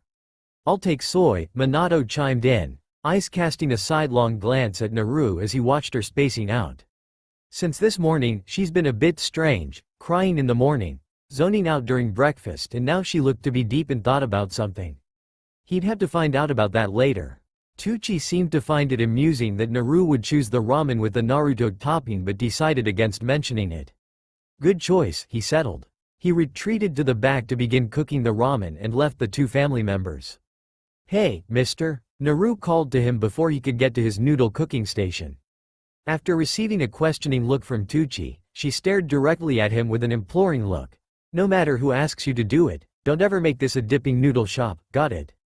Tucci's sweat dropped, wondering what had come over the girl.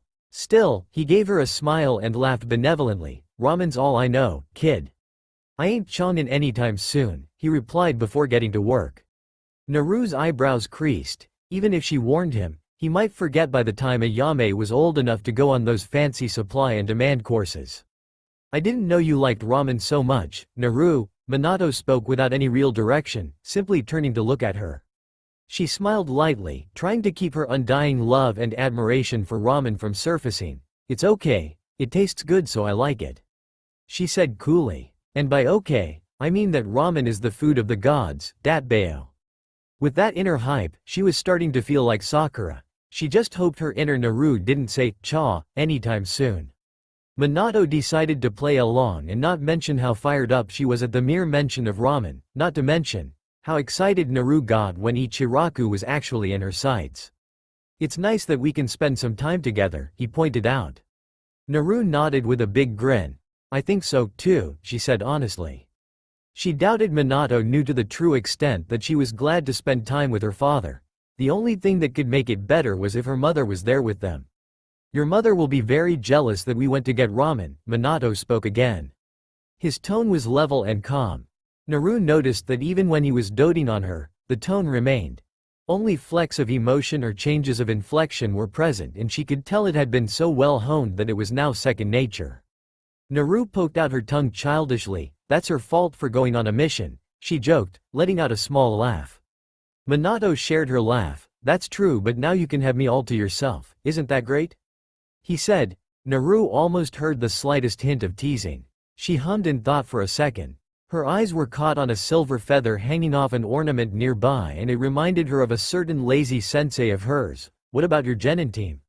She asked as the thought came to her.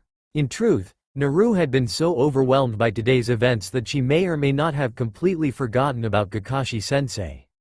Minato paused for a second, trying to remember if she had ever shown any interest in his team or if she even had any idea that he had one.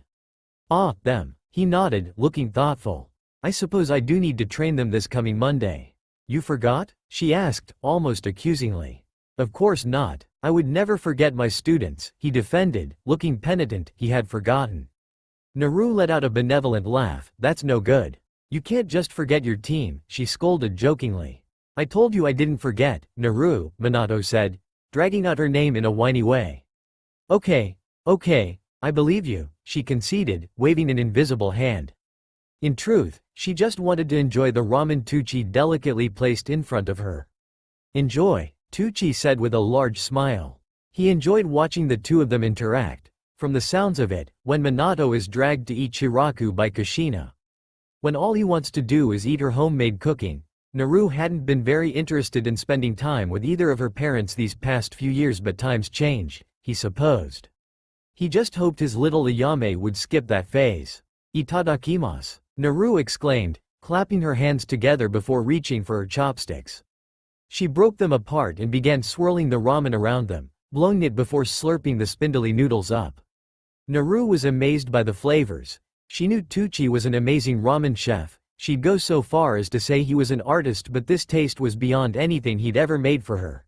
She supposed this is what Guy Sensei, and by extension, Lee, called the power of youth. Minato watched, amused, as he saw her eat as if she had been eating ramen consistently her whole life. He also didn't miss the dribble of juice falling down her chin. He decided to focus on his own food and followed suit, enjoying the rich taste of the soy, but not as much as Kushina's cooking, of course. Some time passed before Minato spoke again. Naru, isn't that your third bowl already? You're still hungry? He said, both frightened and impressed by her indomitable appetite. If his wallet was alive, it would be crying or trying to flee right now before it was drained dry. Naru looked unabashed at him and smiled. It's so good. This is the last one, I promise, she said before digging into her fourth bowl. Minato nervously scratched the back of his head and gave a weak laugh, glancing at Tucci, who only smiled. He knew the man was only smiling affably, but it looked malicious somehow just because of the amount of money he'd have to cough up after this. But if it's for Naru, he would endure. Naru marveled at the simple fulfillment she felt just sitting with her father and eating ramen together. It reminded her a lot of the times she had spent with Iruka sensei. She felt bad, but this might feel roughly 100 times better. Iruka sensei had been like a father to her, but Minato truly was her father. Even if she wanted to kid herself into thinking it wasn't so, the two were on different levels. Wow, I'm so full, Naru breathed out, patting her stomach as the two walked side by side out into the street after leaving the stand. Thanks for the food, she beamed up at Minato, who looked a bit defeated in all honesty. His mood brightened at her smile and his hand found her head, ruffling the blonde locks. Not a problem, Naru-chan, he replied happily. He realized he was pushing his luck. Naru didn't like when he messed up her hair or when he added chan to the end of her name because it made her feel like a child. Naru, though, felt the warmth soothe her and she smiled a gentle smile, not bothering to reset the pieces of hair that had become flyaways due to the friction. She didn't want to disturb anything about the moment. She was actually an adult, and yet she so easily allowed herself to be pulled along with Minato's fatherly whims back into the days when she was just a kid. Well, mind you, she had settled down considerably since then. She wasn't nearly as loud or obnoxious. She could handle making normal conversation without major outbursts.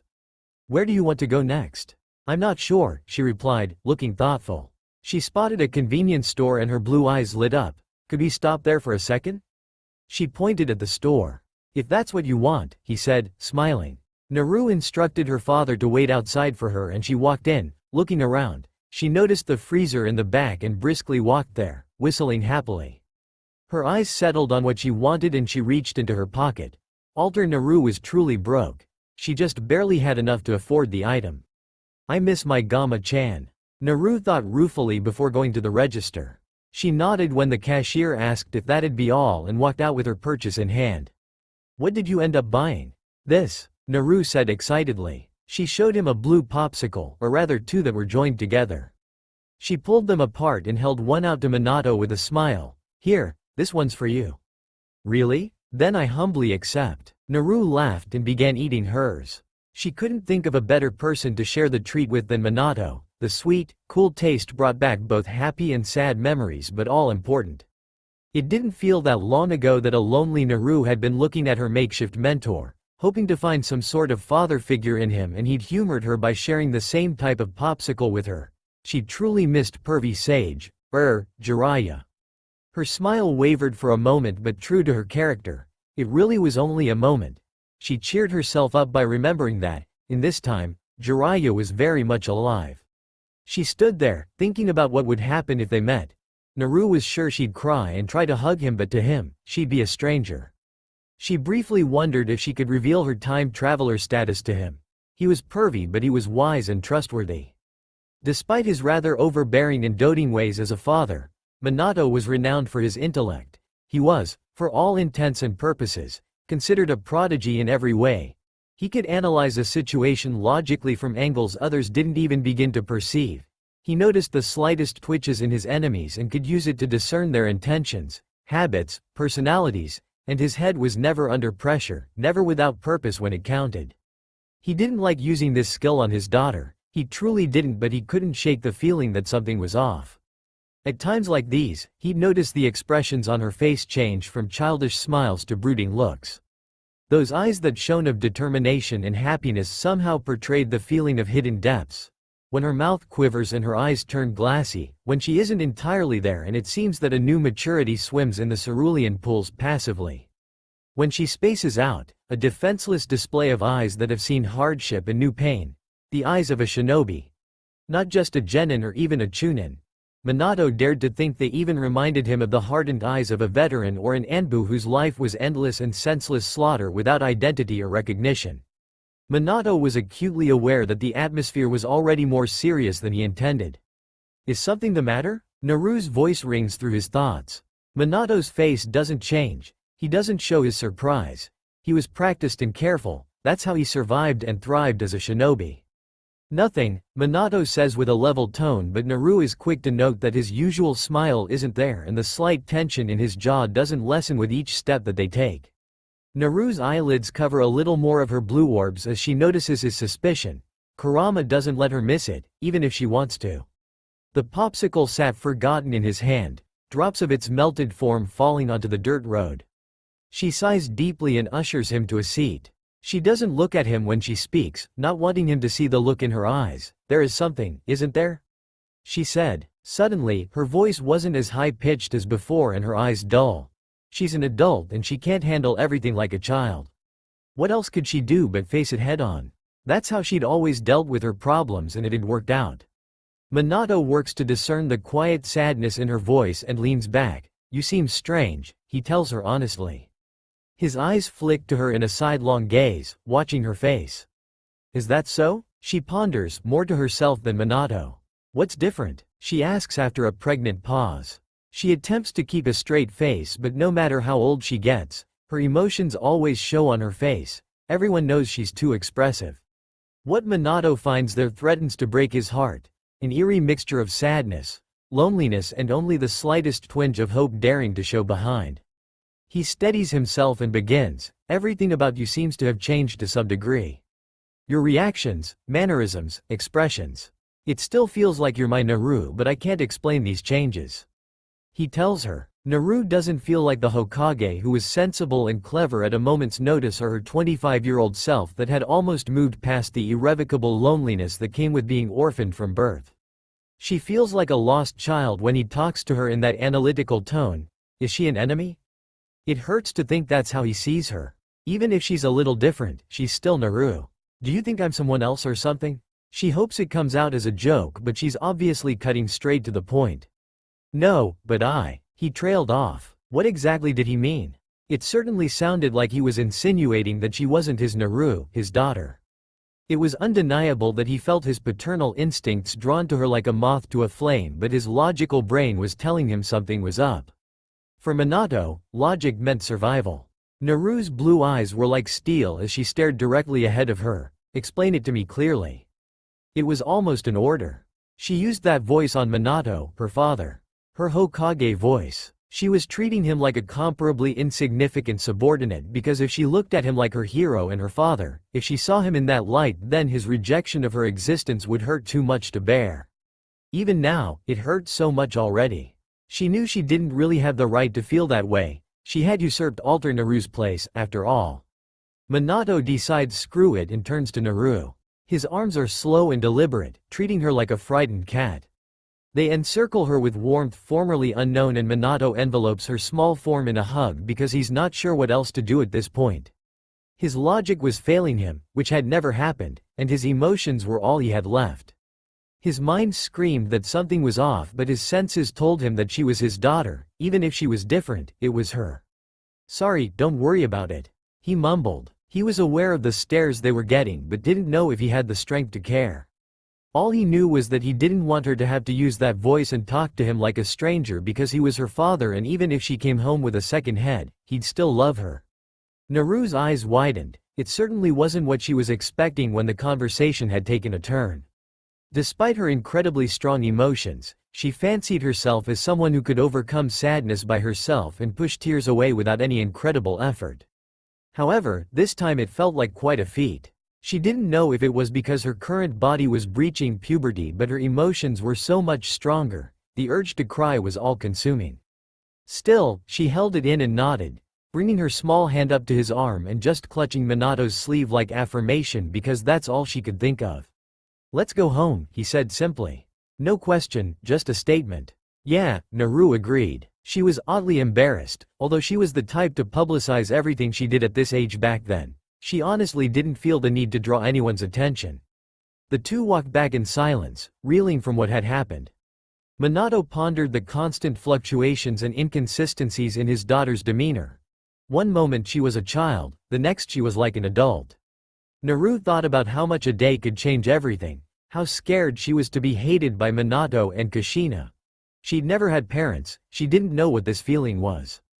Despite this, they found that they walked slightly closer together and the silence wasn't awkward by any means, just there. Unanswered questions hung in the air, but the two were content to leave them as mysteries for now. Naru bitterly recalls when Sasuke had told her that she didn't understand his pain because she never had parents in the first place. She was alone from the start. It's almost laughable that it would take 12 years and a time travel jutsu for her to come to understand.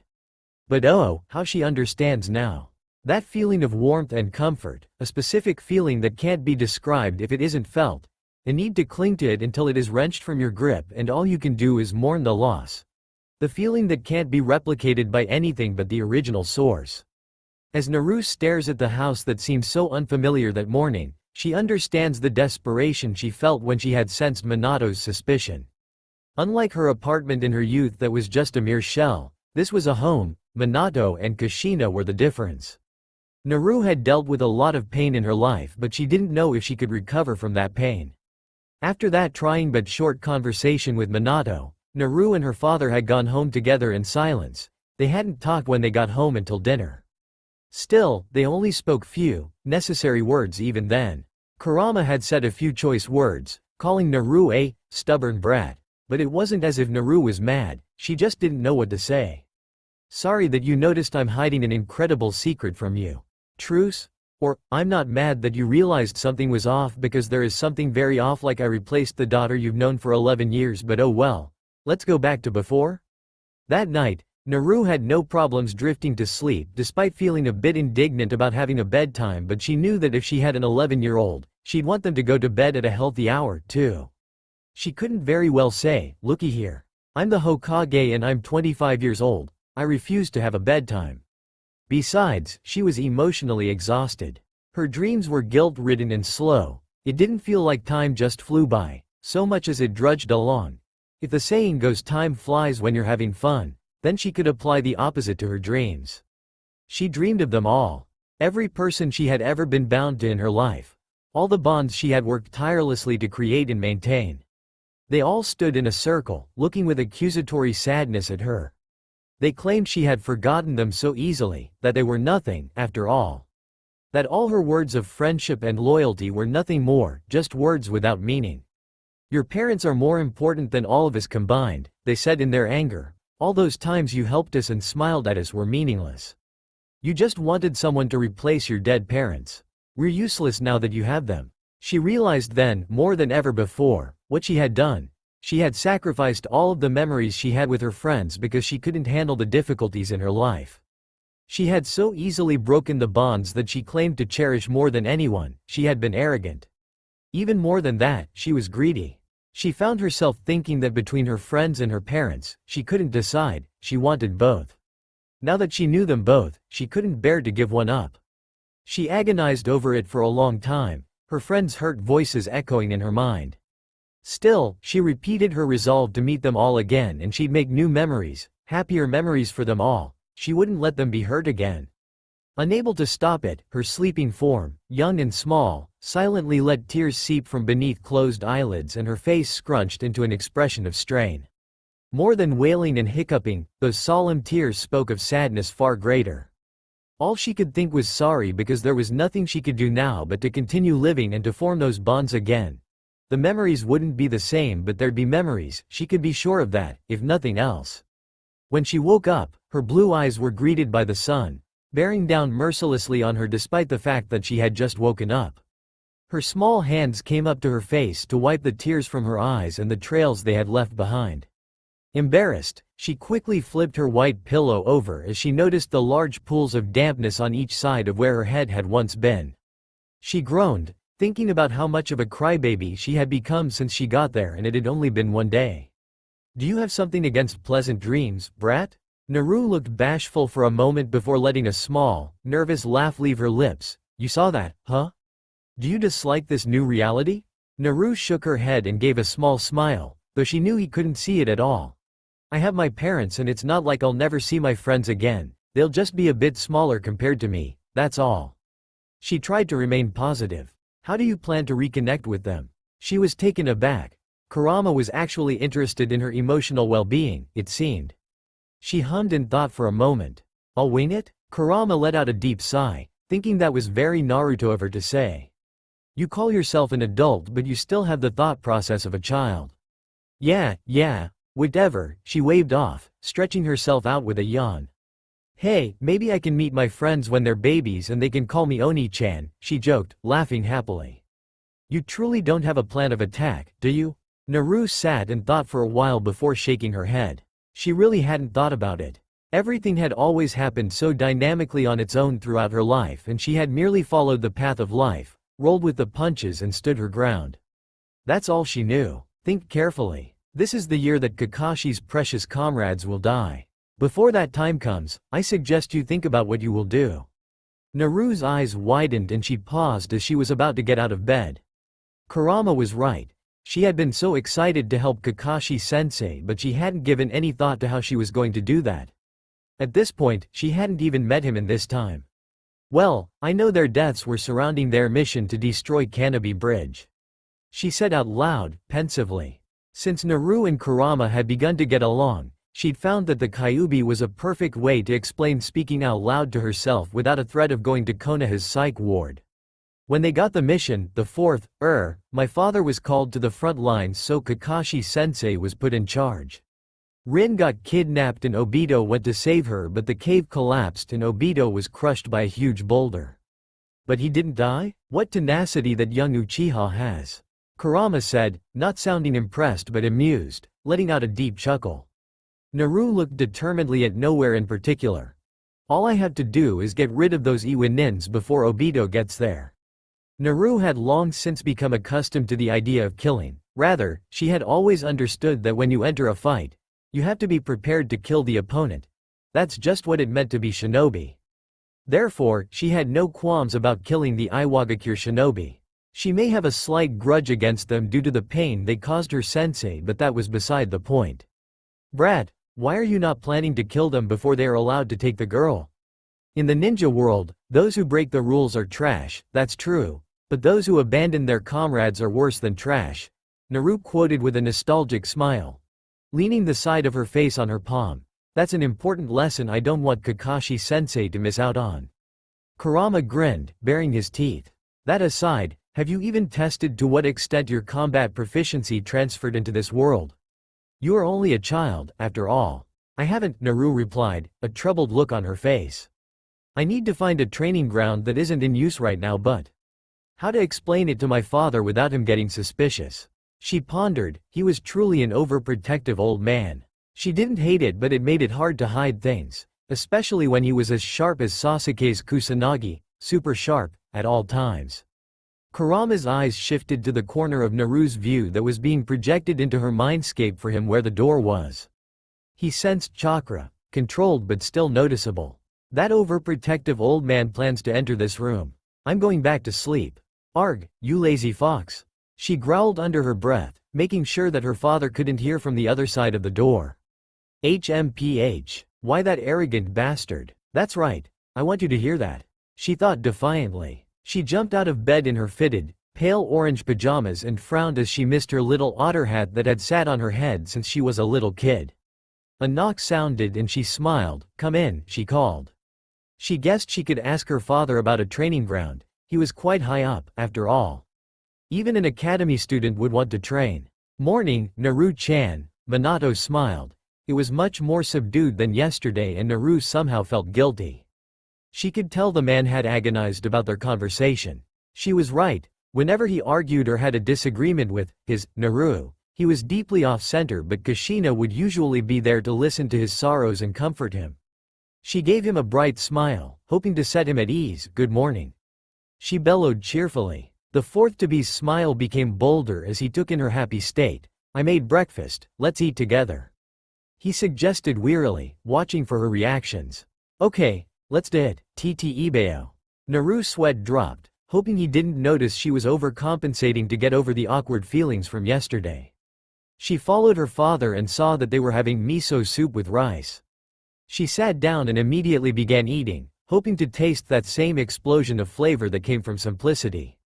Comparably, this was disappointing. It wasn't disgusting by any means, but it wasn't at that level. It tasted incredibly average. Minato sighed, looking at the food he had made. I miss Kushina's cooking, he said, more to himself than anyone. Naru silently agreed. His chopsticks swirled around the miso soup and marred the slight reflection of his cerulean orbs shown in it. Don't play with your food, just eat, Naru scolded before feeling incredibly embarrassed, though it didn't show.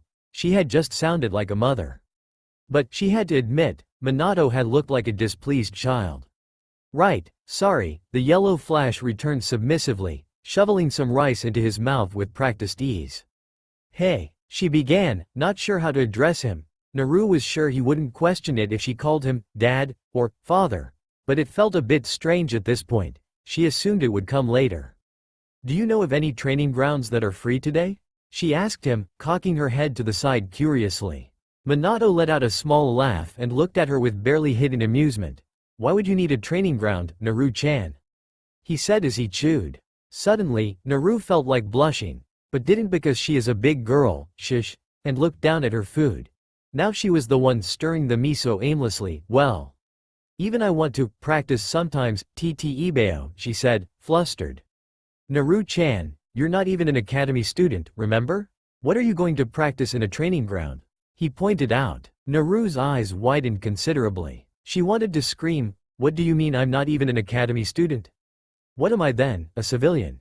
What the heck? But held it in, instead opting to just stare. Minato let out a happy laugh and looked at her. You must be really tired if you don't remember.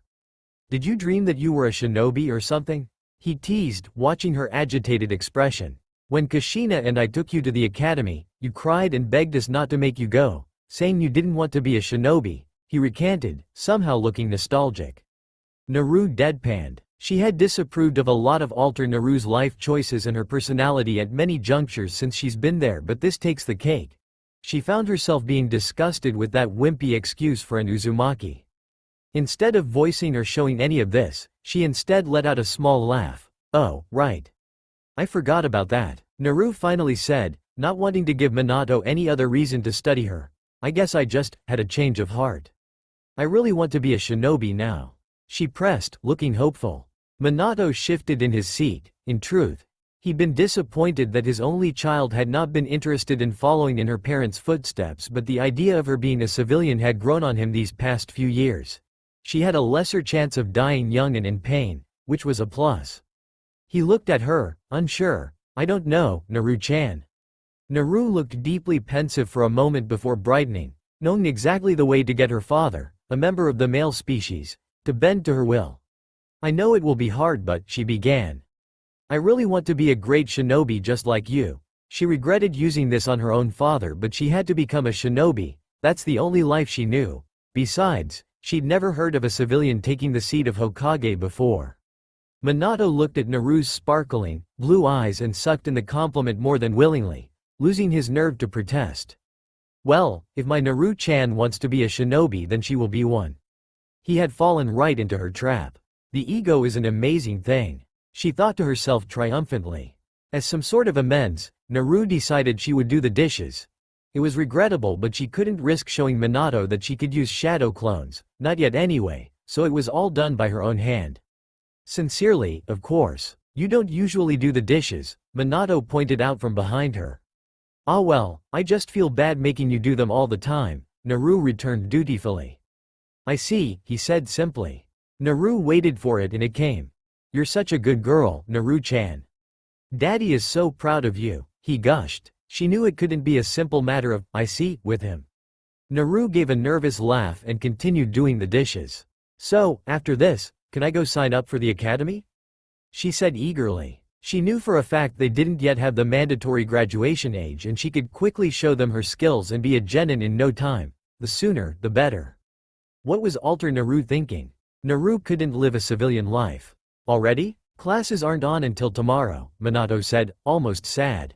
It was obvious he wanted to spend the entire 3 days with Naru, but they both knew this was unrealistic from the start since he had to train his genin team tomorrow. He was a bit depressed. He didn't usually get the weekends off in the first place. Yeah, but if I go sign up now, I can go to the lesson tomorrow without problems, she reasoned, then looked at his sad expression. Besides, it won't take long to enroll and then we can walk around together all day, she conceded, feeling absolutely defeated. Who was the parent here, again? Minato visibly perked up at that. Okay, sounds good, he nodded in agreement. A bit too fast if you ask Naru. His head might fall off at that speed. Naru wiped her hands and gave him an extra-large grin as a reward, thanks. As she was about to retreat to her room to get ready, Naru stopped after hearing the seriousness in her father's tone. Naru, he called. She didn't turn around, just stared at the door. She answered, not wanting to give anything away, feeling as though uttering an actual word would end this role she was playing. About yesterday, I'm really sorry, Minato finally said, looking guiltily at her. Naru turned around and shook her head. Don't worry about it. I know I've been acting different than usual, I understand. She gave him a happy smile to drive the point home. It'll take more than that to upset me, Datbeo, she said before leaving to get ready. Minato let out a small, good-humored exhale from his nose and turned around to pack the dishes into their places.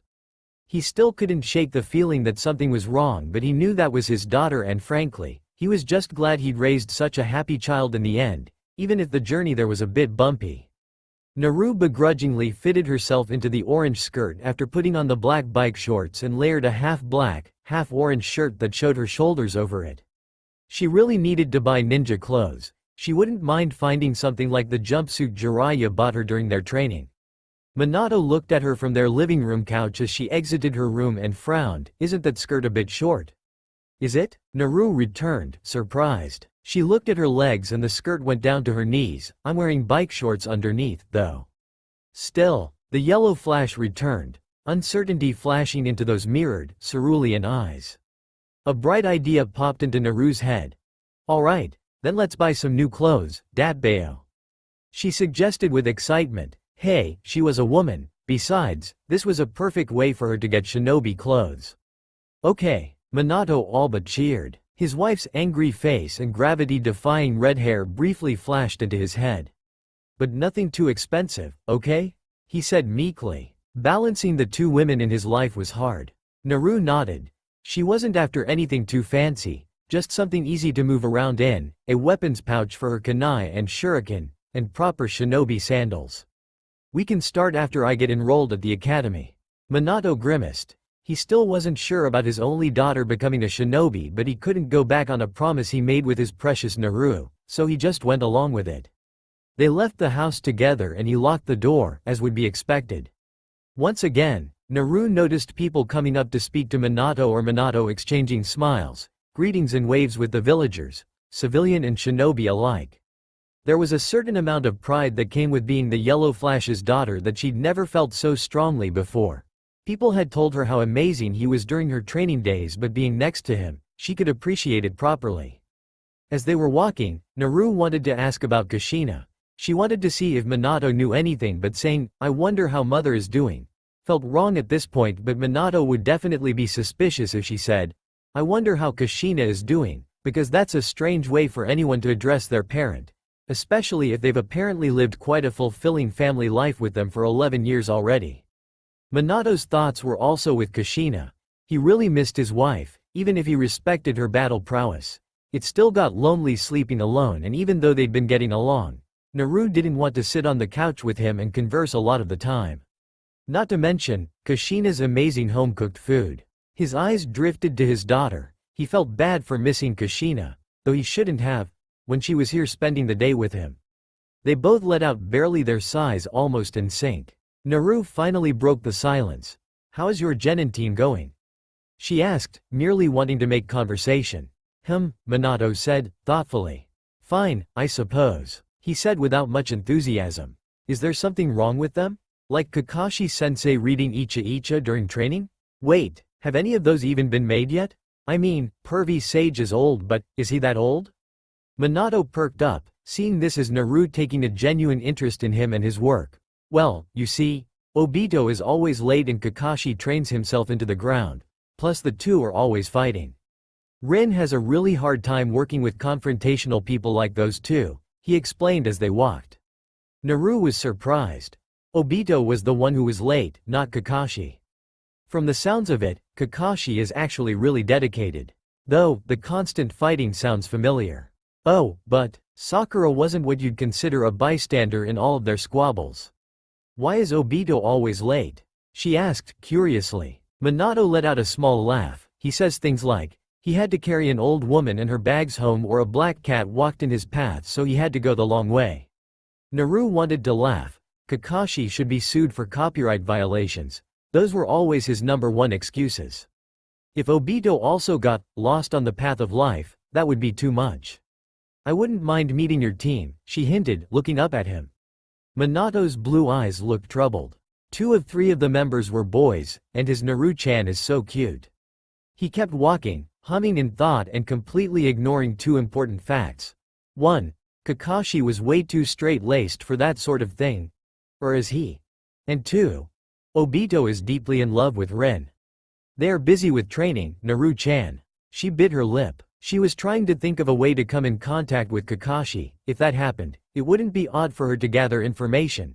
"Well, maybe I can train with you guys sometimes," she said enthusiastically. It had been many, many years, more than she'd like to admit, since Naru actually trained. She still did general exercise to keep in shape, but well, in her time, they were in a state of relative peace and she'd not had a reason to train incredibly hard. Minato still didn't have the resolve to deny his only child, so just settled for an impassive, maybe, Naru-chan, and a natural smile. Naru decided to take that as a yes, since she's definitely meeting Kakashi-sensei at some point, no matter what. "We're here," she said, her steps speeding up a bit more as the academy building came into sight. All right, slow down a bit," Minato called. He and Naru continued at an even pace to the administrative office. When he saw the receptionist there, he gave a shallow and quick bow. "Good morning, Kiryu-san," he greeted politely. "Ah, Minato-san, how nice to see you. How can I help you today?" A pleasant old woman, with slight flecks of black still visible in her gray tresses, spoke with a smile.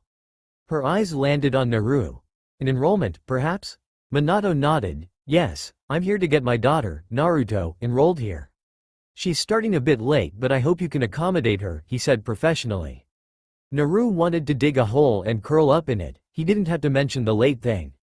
Yeah, she knows she's about 5 years late but it isn't her fault. It's her fault, that wimpy excuse for a Naruto. The old woman nodded without losing her smile. She went into the back and took a form from one of the many filing cabinet drawers behind her, nodding as she inspected the sheet. Here you go, Minato-san. Please, fill this out and return it. Since it's you, I don't think there'll be much of a wait on the processing time. Thank you very much, he returned politely. He led Naru over to a set of chairs in the waiting area and leaned on his knee as he was about to begin writing. I can do that myself, Naru quickly pointed out. She remembered the time she applied for the academy in her youth. The third had to escort her to get the form because the receptionist wouldn't look twice at Naru, and even then, she had to fill it out herself since he was barely able to make the trip to the office with her due to his busy schedule. It was obvious they had waited until the last possible moment before they actually processed her enrollment since everyone around her age got their acceptance letters months before she did. Nonsense, Minato waved off with an invisible hand, his handwriting even neat without a solid surface. Just what you'd expect from a sealing master.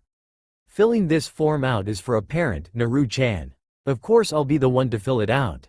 Naru was taken aback for a moment before smiling gently, an unreadable emotion in her eyes. Okay, we'll leave it to you. She watched with transfixed attention on every stroke of the characters he penned out. When he got to the field for her name, she watched him carefully print Naruto Namikaze in the box. That's right, I'm a Namikaze by name, not an Uzumaki. It looks so strange. Once that was all taken care of, the receptionist, Kiryu-san, assured them that the application would be processed promptly but Naruto may not be able to attend classes until Wednesday. Of course, Naru wasn't particularly happy about the news but she understood. As the former future Hokage, she knew that administrative requests, even for academy students, was a complicated and long process. It wasn't merely a matter of stamping, approved, or denied, on the form. Students usually had to be assessed on their loyalty to the village, practical skills, endurance and physical exams were required to ensure that the student could cope with the classes. It was just Naru's luck that her father was so well liked and trusted among the villagers that she was able to skip that step entirely, though she had no doubt she could pass the admission requirements. At this rate, Naru will be behind her original schedule but it was her fault for being so naive to think that she could actually start the day after filling out the enrollment form. Admittedly, she had left a lot of the business to do with the academy for Shikamaru, though she did go there once in a while to show them the Rasengan and sometimes even her Sage mode. After her first visit, it became somewhat of a regular occurrence when the Chunin teachers began telling her how well received it was among the younger students and how they seemed more determined.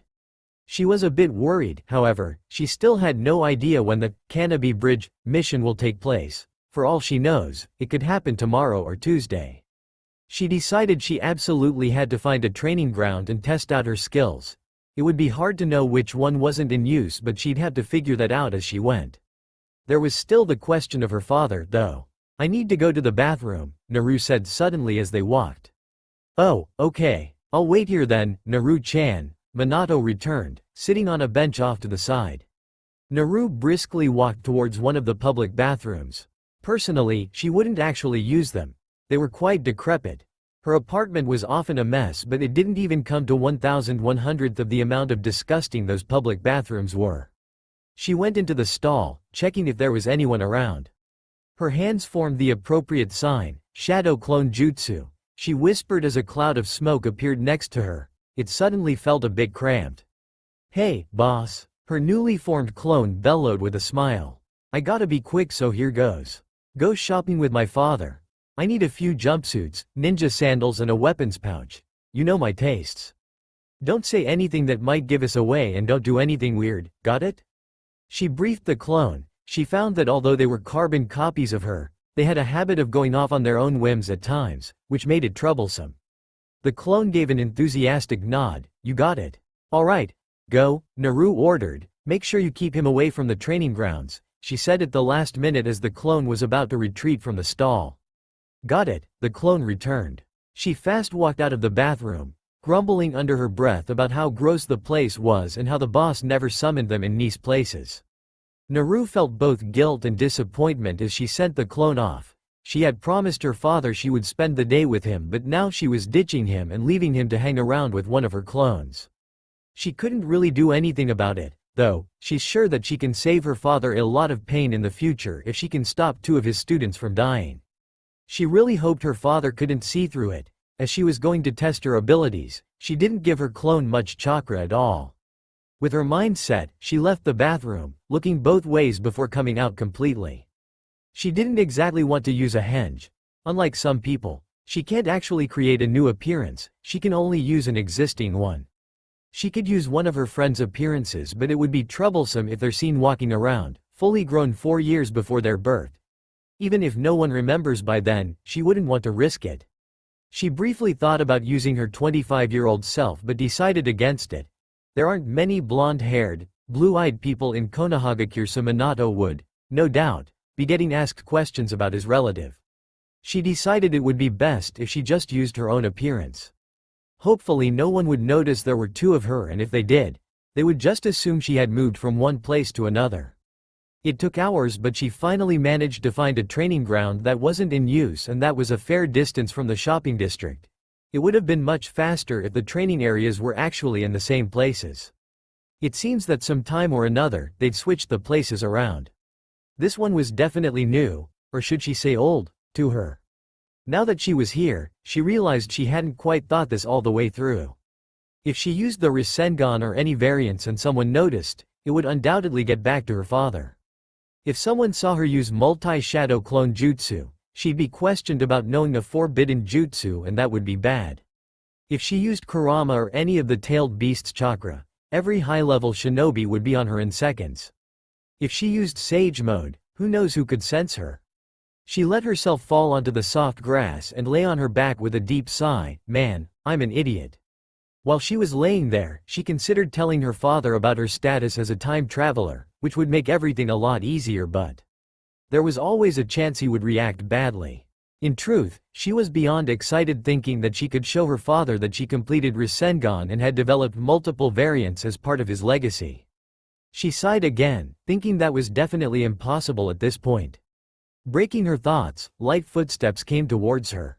A boy with ebony eyes and matching, spiky hair leaned over her and met her blue orbs. "Why are you an idiot?" he asked curiously, his goggles shifting down onto his forehead slightly. Naru's eyes widened in surprise at the boy. She sat up slowly, careful to give him enough time to move his face lest it collide with hers. She sat there for a while, nothing important. Naru brushed off with her back to him. "Is he someone I know?" The boy took a seat next to her in an instant, smiling broadly. His hands clasped behind his head as if he was trying to rest it on them. "You look really familiar," he noted, taking in her appearance. "Guess not," she thought. "Do I?" she asked awkwardly, not sure how to respond. She leaned back, using her arms like stands to keep herself upright. "Yeah, you look just like my sensei," he told her brightly, crossing his legs in front of him. That struck a chord with Naru, as she had previously noted the blue-eyed, blonde-haired combination was rare in Konoha. "My name's Obito Uchiha, by the way. Who are you?" he asked with a smile, his head tilted inquisitively. Naru looked at him for a long while. It took her a while to register that this was the very same Obito Uchiha whose name was etched into the memorial stone, who was crushed by a boulder and became Tobi. He waved his head over her face. "Hello?" he questioned with a perplexed expression. Sorry, she said, giving a nervous laugh. Her fingertips found the nape of her neck. "I'm Naruto Uzumaki." She finally said, calling herself Uzumaki was evidently a lifelong habit. "Nice to meet you," she smiled at him. "He seems like a nice kid. Is he really an Uchiha? He sure is expressive, unlike a certain sour puss I know." Wah! Obito's face was one of pure surprise. "Then you're Minato-sensei's daughter?" Naru nodded with enthusiasm, a loud grin on her face. "That's me, Datbeo," she replied with pride. Obito looked to the side and exhaled sharply. "Minato-sensei said we couldn't meet his daughter because she was too cute. I guess we have different standards," he spoke, more to himself than anyone. Naru deadpanned. "I take it back, this kid's a pain in the ass." Her eyes narrowed when she heard Kurama snicker in the back of her mind. She gritted her teeth. "I'm sorry I didn't meet your expectations," she ground out. "Stay calm, Naru. Stay calm. It's fine," Obito replied insensitively. It's not that he intended to be rude, he was just naturally honest, that's all. "Why is your name Naruto, anyway?" he asked after a few seconds of silence. It was, indeed, an odd name. "It's from a book," she explained, considerably calming herself. She thought about how lucky this kid was that she didn't have the same temper she did back when she was actually this age. "My godfather wrote it." Obito nodded in understanding. He inspected her again before asking, "Where's your Hite-8? You're a genin, right?" Naru bit her lip. This kid knew how to say everything that pushed her buttons.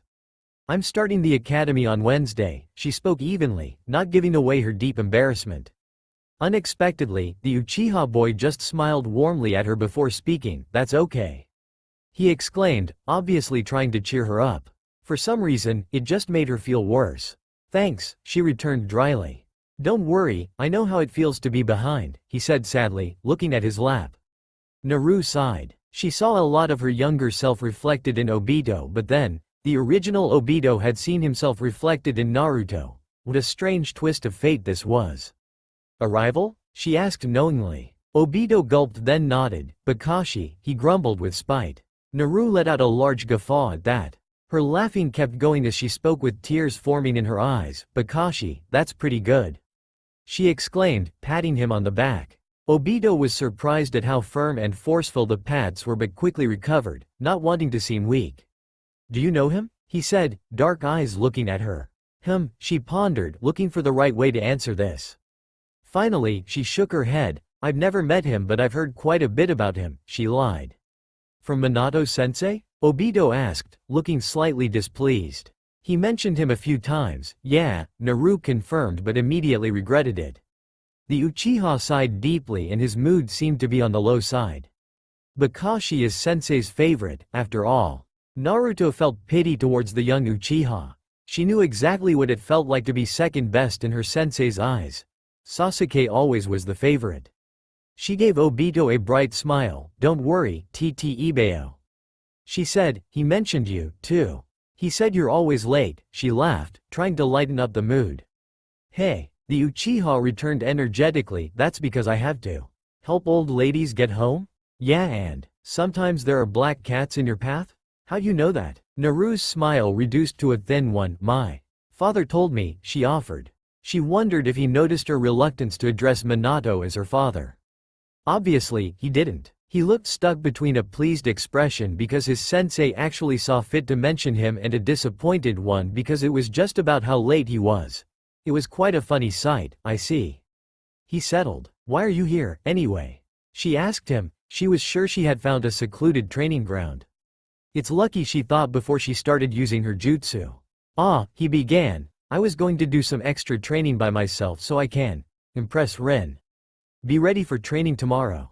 Naru nodded in understanding. Soon after, her eyes widened as a fresh batch of memories were forced into her mind. "Shit," she thought. "Sorry, Obito. I have to go now. I'll see you some other time," she said, already on her feet and running. "Don't lose to Kakashi," she called back to him, waving frantically. Obito waved back with a dumbfounded look on his face, watching the leaves follow the new wind current Naru had caused. The last memory she saw of her clone was in the shopping district. She had put so little chakra into it. It burst simply from being bumped into with a bit of force. She was stupid to think that was enough in the crowded area. She cursed under her breath, channeling chakra to her feet to increase her speed. "What should I do?" she thought in horror. "Sorry," she yelled as she shot past the pedestrians, causing their hair and clothes to become somewhat disheveled. She closed her eyes and tried to think. There was no way that she could hope her father didn't notice. He wasn't an idiot and he was constantly paying attention to her. No matter how fast she ran, it wasn't as if she could simply get there before he turned around and saw the clone was gone. She made it to the shopping district but he was nowhere in sight. She looked frantically through the crowd but he was gone. Did he go home? The yellow flash, for the first time in years, dragged his feet. He sighed deeply as he made his way home. He felt like a joke. He had been excited by the thought that his daughter had actually wanted to spend time with him but instead, He found that she had left a clone in her place and gone God knows where. He supposed she really didn't want to spend time with her father after all. More than Naru's rejection of his doting ways, having her lead him to believe she enjoyed spending time with him and then being proven wrong like that is probably a lot worse. It's quite heartbreaking, to say the least. He unlocked the door to the house and drudged inside, completely dejected. He was so lost in his thoughts that he almost tripped up 4 times. If anyone saw the yellow flash reduced to this, they'd surely laugh at him. He was supposed to be a cool, calm, collected prodigal shinobi, but instead, he was brought to his knees by an 11-year-old girl. He let himself fall back onto the couch and let out another deep sigh, his blue eyes closed. He let the shopping bags he was holding fall to the ground next to him in a heap, not feeling particularly bothered by them at the moment. Barely minutes later, the door shot open with quite a bit of force as Naru had trouble stopping her chakra-infused feet. Minato looked back from the couch at the doorway and his eyes met the mirrored ones of his daughter. Naru flinched upon seeing the deep sadness and disappointment she had caused to cloud his perceptive blue eyes. She took a few more tentative steps forward into the house and frowned, "I'm so sorry." Instantly fell from her lips because she wasn't sure what else to say. Minato was ignoring Naru. Naru wasn't happy. She had been sitting on the couch next to him for over an hour, trying to get his attention so he could forgive her, but sometimes, she found, he could be just as stubborn, if not more so, than she could. Maybe Kushina had rubbed off on him a bit too much. She had tried prodding him in the side, tugging on his blonde spikes and pulling on his arm, but nothing worked, he wouldn't budge. "I said I was sorry," she whined, prodding his side once again with a thin finger. "I'm really sorry, Ibeo." Minato just sat and stared at nothing in particular. Naru thought that anything would be better than the silent treatment. Even having him blow up and yell at her would be better just as long as he acknowledged her presence. "Hey, come on," she said, voice weakening. "Don't be like that," she implored. She bitterly thought that this was the most like father and daughter they had felt since she arrived, and that was just plain disturbing. She wished he would just hurry up and forgive her. Or that he was more like her mother and would just give her a hard knock on the head and be done with it. Still no reply, though he shifted a little, just to rest the side of his face on his palm. Naru thought maybe he was giving in bit by bit, but he was probably just getting comfortable since he was in it for the long haul. She sighed deeply as she fell back with a thud into the couch. Her 2 hands clasped their fingers together and held the back of her head. "Look, it's not like I wanted to ditch you or anything." His blue eyes finally seemed to dart in her direction, if only for a second. Perhaps this was the direction he wanted the conversation to go in explanation. Maybe her assuring him that she doesn't find him completely repulsive to be around. Her mind was racing with a way to both resolve this issue and keep her status as a time traveler a secret. She knew nothing about Alter Naru's life, and besides, saying something like her friends asking her to hang out with them would have just confirmed his fears that he just wasn't a priority to his only daughter. Maybe, she thought, it'd be okay to tell him. The tension in Minato's shoulders seemed to be relieved to some degree as he fell against the support of the couch, letting out a short breath. It seemed that he wasn't completely adverse to listening to her explanation. She psyched herself up. She wanted to tell him what happened, wanted to trust him. Her father was a reasonable man. He was an overprotective old man, sure, but they don't make people Hokage for nothing. She'd heard stories of his keen intellect and logical reasoning. It wouldn't be so hard to believe he could help her. Besides, she needed an ally in this time, and who knows, if he reacted well, maybe she could even tell her mother. That would be a huge victory for Naru if she didn't have to tiptoe around the people she would be living with. But then, there was the fact that she was actually 25 and she was the Hokage, and she had abandoned her duties and she had usurped the place their 11-year-old daughter had left. Surely, there'd have to be some repercussions for that, even if they forgave her in the end. Besides, how would they treat her once her real age was revealed? Would they speak to her like an adult, or worse, like a stranger? She let out a deep sigh again, deciding that she really needed more time to think. She decided she'd just sit there and keep quiet for a while. She was old enough to have some patience. Maybe her old man would forgive her by himself and she wouldn't even have to tell him. But maybe she will have to. The great toad sage, eyes barely opened, towered over the white-haired man whose size wasn't considered small by any means in the human realm. The two stared at each other for a long while before Gamamaru finally spoke. Who are you again? Jiraiya's sweat dropped. This old coot. It's me, Jiraiya, he exclaimed in exasperation. Ah, yes, yes. What do you need? The perverted toad sage sighed deeply but decided it was useless trying to argue with the senile frog even if he had explained what he needed roughly 4 times now. Maybe he should have gone to see Fukasaku or Shima. He unraveled the summoning contract and motioned to the newest addition to signatures and handprints. I wanted to know when this happened. Gamamaru's eyes squinted even more, if ever that was possible, zoning in on the small handprint and messy print that read, Naruto Uzumaki. Ah well, that would be about, How long ago? He pondered for a moment before speaking again. Yes, it must have been about 12 years ago now, how time flies.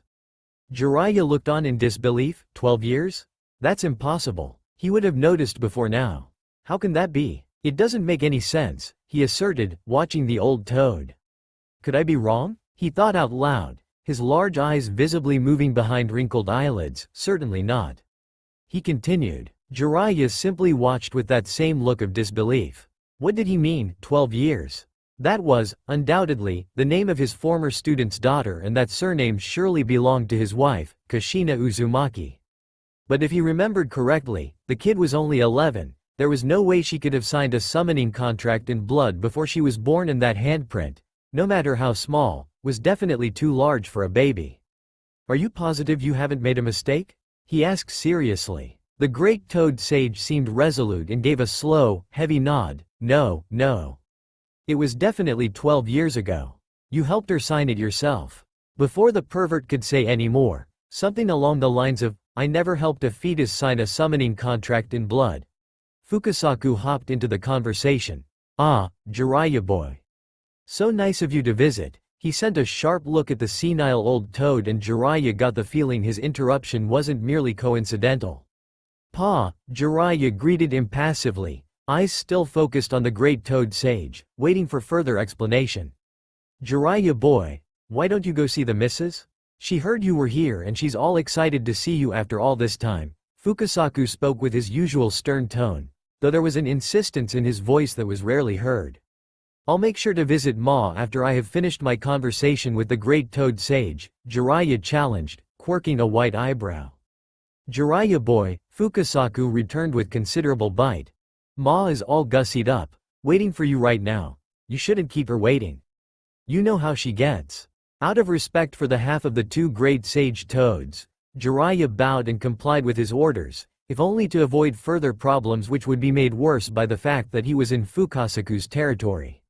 Then I'll go see Ma now, he conceded, leaving. For a second, in the corner of his eye, he thought he saw the flicker of a morning look cross Fukasaku's face, but dismissed it as a mere trick of the light. When the large doors closed, only the 2 old toads remained in the hollow room. Fukasaku was the first to speak, after pushing down the sadness from seeing Jiraiya for the first time since strange memories, or, should he say, predictions began surfacing throughout Mount Myoboku. I thought we agreed to keep that knowledge to ourselves, Fukasaku uttered seriously. What knowledge? The old, toad returned, clueless. Why you senile, Fukasaku began, before swallowing the choice words, about Naruto girl. Ah, yes, the great toad sage said wisely. How is Naruto these days? We all know how she is, Fukasaku reminded him once again. Oh, yes, I suppose you're right, the large toad agreed.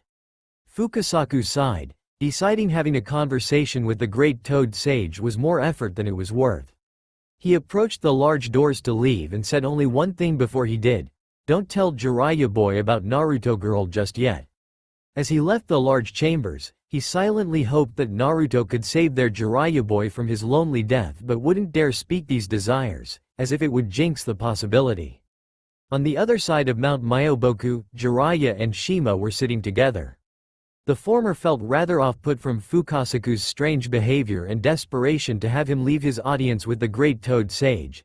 The latter was just glad to see Jiraiya after all those horrible visions started spreading like wildfire 2 days ago. Now, don't you worry about Pa. He's just moody lately is all. Shima spoke, trying to soothe the man who was just a sprouting youth compared to her. Jiraiya observed the motherly toad. He didn't miss the softness in her eyes with the slightest glint of fear. Seeing this, He wondered if he had really just imagined that look on Fukasaku's face. He nodded. That old toad's always been like that, he acknowledged, crossing his legs habitually. Shima's eyes inspected Jiraiya's face before they took on a resolute look. Jiraiya boy. Listen here, she spoke suddenly with seriousness laced intimately into her tone. Don't start fights you can't finish, understand? Ma. Jiraiya returned, whiny. What in the world are you talking about? Now, I can't really say anything more than that, Shima said nervously. Just remember what Ma told ya and don't go dying, got it? At this point, Jiraiya was beyond confused and so he just nodded, not wanting to upset her. It seemed to him that everyone in Mount Myoboku knew something he didn't. Plainly, it was frustrating. Even Gamma, that mute toad, had somehow conveyed a deep sadness to Jiraiya and attempted to swallow him to the place where he kept all of his treasures safe. Have you eaten yet, Jiraiya boy? She asked sternly, inspecting him. Jiraiya immediately sweat dropped and nodded fervently, desperate not to eat her cooking. I had a feast at the last hot spring I stayed at, so don't worry about me. I ain't missin' any meals, he assured her, patting his stomach with a nervous laugh. Her eyes narrowed at his insistence and she inspected him again. Don't go lying to me, Jiraiya boy. Ma knows when you lie, got it? I know there's all those diet fads going around, but if you want to grow up to be big like Bunta boy, you gotta eat more. You can never eat enough. She insisted. Ma, there's no way I can ever be as big as Gamma Bunta. Not at the rate you're going.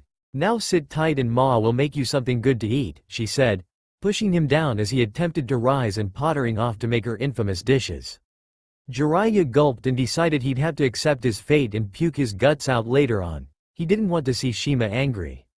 It was hours before he was able to leave Shima and Fukasaku's shared home, but between shoveling the disgusting mix of questionable herbs and mashed bugs into his mouth and vomiting until there was nothing left and all he could do was dry retch, Jiraiya somehow found a coherent train of thought and rode it all the way to the idea that he needed to go to Konohagakure and confront the person in question directly. That's right, Jiraiya the legendary Sannin was not above leveling with an 11-year-old girl. And he would do it. Just you watch. Somewhere in the land of fire. Shizune, have you found it yet? The buxom woman roared. Her eyes shifted around the bar from each patron to the next as she gulped down another mouthful of cheap sake. I'm sorry, milady, I can't seem to find it, came the timid reply from her slender, black-haired companion, Shizune. All eyes were on the aggressive blonde bombshell, but no one dared to make a move. She was known far and wide, more than just for how attractive she was, as the strongest kunoichi alive. That they knew of, anyway. One of 3 legendary Sannin, Tsunade Senju. Her fiery temper and monstrous strength was no secret either. Not warning any one of these traits was like committing murder in itself. Taunton looked left and right listlessly from her place in Shizune's arms, sweating profusely at the intense stare Tsunade was giving Shizune. Tsunade's foot met a nearby table and it flipped without any resistance at all, flying into a nearby wall. I want it found, ya hear me? Don't come back until you have it. Why yes, milady. Right away, milady, Shizune said devoutly, bowing several times in quick succession, making Taunton incredibly dizzy, before scurrying out of the bar and onto the streets. Tsunade sighed and decided she better go looking herself. She started with the men at the bar, interrogating them and tugging at their collars until their shirts were close to ripping and she was sure they didn't have it. What was she looking for?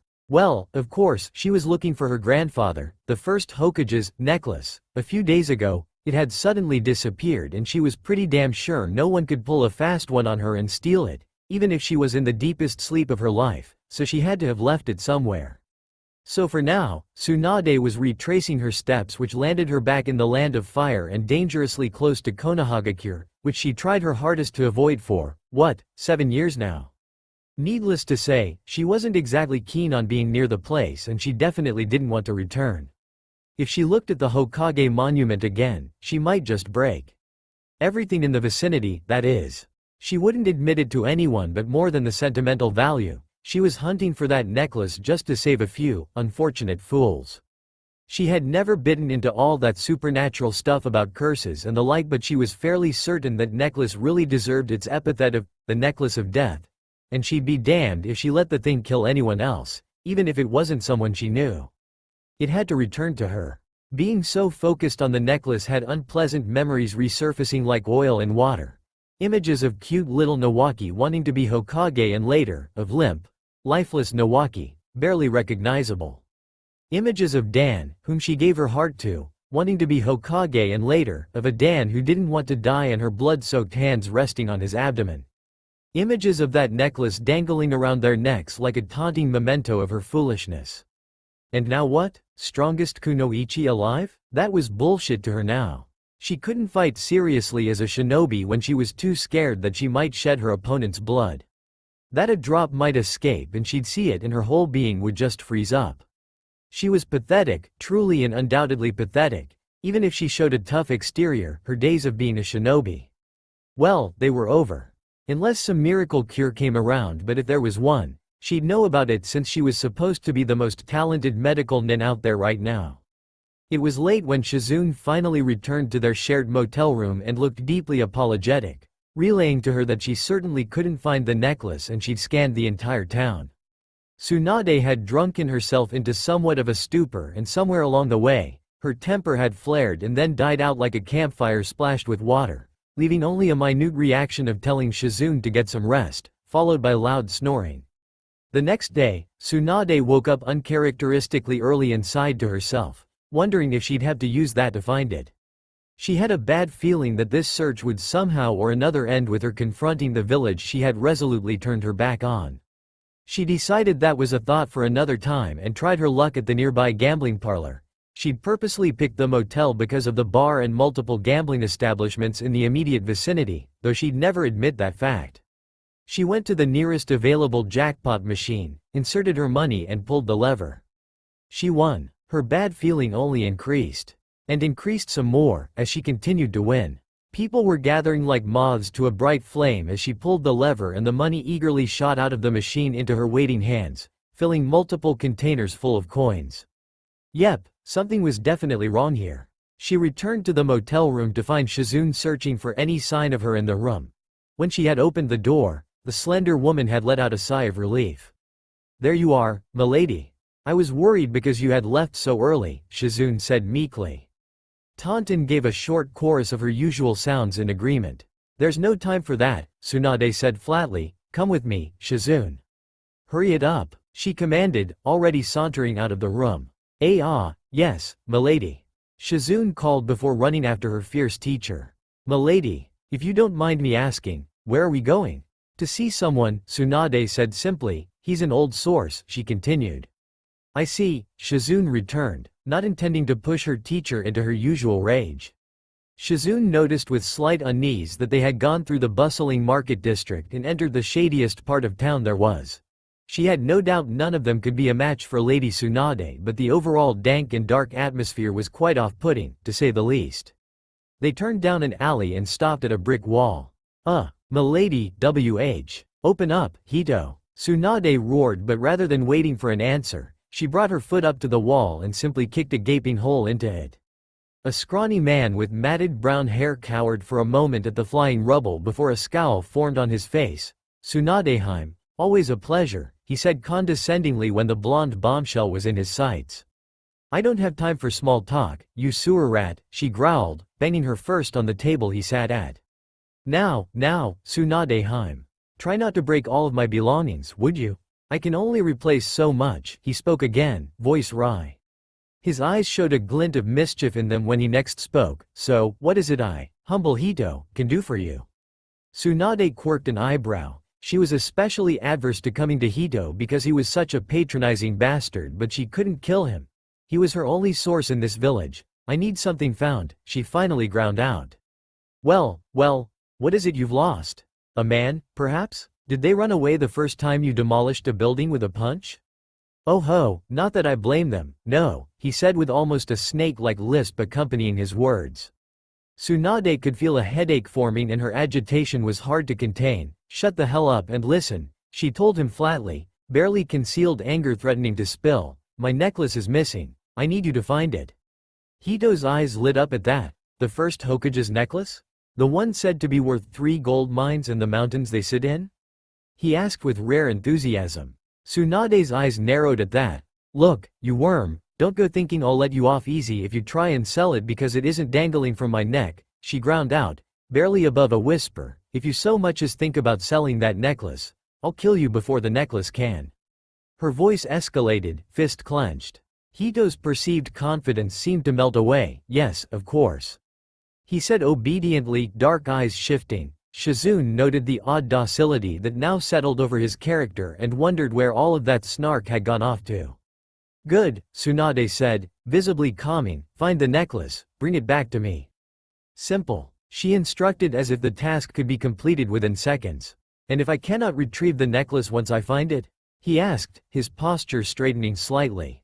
If you're that useless, Tsunade said with spite, tell me where it is and I'll get it myself. Hito nodded once, twice, 3 times. Now, about the matter of my payment, since this is such a rare and valuable artifact, I'm willing to negotiate. You'll get the usual, she told him without leaving room for argument. Whether it's rare or valuable, you are retrieving it just as you would any other item, so I won't pay you a cent more, understand? Seeing the flaring aura that could become killing intent at any moment, Hito's instincts of self-preservation won out over his greed. That is reasonable, he finally returned quietly. Good, she settled, grabbing a piece of paper from her pocket and handing it to him. This is where I'm staying in town. Once you find the necklace, meet me there. I'm not planning to stay long, so don't take your time. You'll get paid when either I confirm the information you gave is correct or you bring the necklace back to me, she briefed easily as if the whole exchange was rehearsed. Hito gave a crooked bow before hobbling off into his dark place of operations. Always so nice to do business with you, Tsunadeheim, he said as she turned to leave. The opposite goes for you, she said evenly as she left. You're from the future? Minato asked, no sign of disbelief or even incredulity in his voice. His face was an expressionless mask. When you'd been a shinobi as long as he had, you knew it was important to keep an open mind and keep your emotions under control. More often than not, your opinions didn't matter. Naru was sure, looking at his astute blue eyes, that were almost gray from concentration, that he was running through every conceivable way it could come to pass and thinking of every consequence. The matter of the clone and her ditching offense earlier was long gone. Neither of them cared that the hour was breaching 4 in the morning at the moment. Being tired wasn't even a factor right then. Naru nodded, an equally serious look in her cerulean eyes. Minato was now given a chance to see that unguarded maturity he'd only been able to catch glimpses of before. I didn't really want to tell you but, essentially, yes. She was surprised her father hadn't burst out laughing or dismissed these all as childish ramblings. How? Minato questioned simply. Naru sighed, realizing this would be the hard part. She hesitated a moment before finally speaking. I am currently the Jinchuriki of the 9-tailed fox in its entirety. I also hold chakra from the 8 other Biju in existence. Though he didn't disclose to me what exactly the jutsu was, the Kyuubi used it to send me back in time. Or rather, to conceive a new reality. He explained to me that it would play out exactly the same way that my own reality did with slight alterations. Minato's mind raced to process this new information. Who claimed to stand before him was not his 11-year-old daughter but her 25-year-old counterpart from an almost identical reality who was the 7th Hokage and had taken his wife's place as the Kyuubi's Jinchuriki. Kushina is the Kyuubi's Jinchuriki, he said calmly, his hands folding over each other on his lap. Naru brought her fingertips to the back of her head and scratched the soft tresses in a nervous gesture. To be honest, it's a complicated story, she began, though she was hard-pressed to find her voice when she spoke the next part. In my reality, you and Kushina, my mother, are dead. Though his heart ached at the thought of his beloved dying, Minato held no qualm about his own death, having accepted it as a possibility when he took up the mantle of a shinobi. His stormy eyes merely looked at her, imploring her to go on. Her voice began drawling in an attempt to mask the sadness she felt. On the day I was born, a man named Toby. Naru decided it would be best to withhold Toba's true identity for now, kidnapped my mother and extracted the 9-tailed fox from her, taking control of it to attack Konohagakure. Miraculously, she survived and my father defeated Toby, wresting the fox from his control, but the Kyuubi then went on a rampage, destroying the village on its own accord. Both my father and mother died sealing Kurama, the Kyuubi, inside of me, she finished. The ache Minato felt in his chest returned tenfold as she finished her story. Suddenly, he felt like he was suffocating. The guilt was too much. He noticed how Naru had purposely avoided naming him as her father, as if they were separate entities, but he understood clearly. It wasn't him who had sealed the fox inside his newborn daughter, but the intention was there. There was no doubt in his mind, given the same situation, that he would have taken the same course of action, and that disgusted him. He had always fancied as a man who put himself equal parts of himself into being a shinobi, a father and a husband, but hearing Naru's tale, he could see that he left minimal space for his family in the end. When it came down to it, he cared more about his duty than his family. He'd wanted to make himself feel better all this time by telling himself that he could be impartial to both the village and his family, but now he could see that one of them had to be neglected to satisfy the other. And he knew which one he would choose. At this moment, he wanted to grovel before Naru and beg for her forgiveness because that's what she deserved. No, it was less than she deserved. Images of her smiles from the past 2 days flashed into his mind, and he wondered just how strong she had to be to lock away all that pain. He doubted he could ever understand. Being married to the Jinchuriki also made him acutely aware of how a defenseless, orphaned Jinchuriki would be treated immediately after an attack that no doubt killed hundreds, or even thousands, of loved ones throughout Konoha. Naru, noticing the slight furrowing of Minato's brow, gave him a gentle smile. "Hey, don't worry about it. I had a good life, even if it started off a bit rough. I achieved my dream of becoming Hokage. I made the best friends anyone could ask for." She took his hand in hers, laying his palm flat on her own, and just enjoyed the warmth and the faint pulse she could feel without directly touching his wrist. "And I got to meet my parents in the flesh. I don't resent you in the least. You were just doing what you had to." She wondered if he should reveal more information, but continued anyway. As the fourth Hokage. Despite Minato's ceaseless schooling of his features, his cerulean eyes slightly widened as he stared at the place that they were connected. All semblance of disbelief he may have held was thrown out the window by that last utterance. Only himself and the Sandaime should have known about talk of his ascension as the fourth. Not even the Elder Council were aware yet. That could only mean she truly had come from the future where he had taken the seat as the Hokage, if only briefly. Feeling absolutely dumbfounded, all he could manage was, "What about the alterations?" "Well," she began, looking at nowhere in particular pensively, "the only real difference is that I was born 15 years earlier than I should have been," she told him. "You're telling me I shouldn't have been a father until I was 35? Yep. And because I was born earlier, Toby wasn't around yet to take advantage of the weakened seal and release the fox, which is why I have parents now," she returned, grinning. Minato looked regretful. "But you still have the Kyuubi sealed inside you." Naru gave him a soft pat on the back. "Don't look so down." She said happily, "I know Kurama and Mum never saw eye to eye, but he's—" She thought for a second, hoping Kurama wouldn't tease her around being sappy later. Her eyes softened. "He's the one companion who never left me, or rather, that I didn't leave behind." Minato was taken aback. "You and the fox are friends?" Naru nodded with a large grin. "We're comrades," she assured him. Something flickered in Minato's eyes before he smiled softly.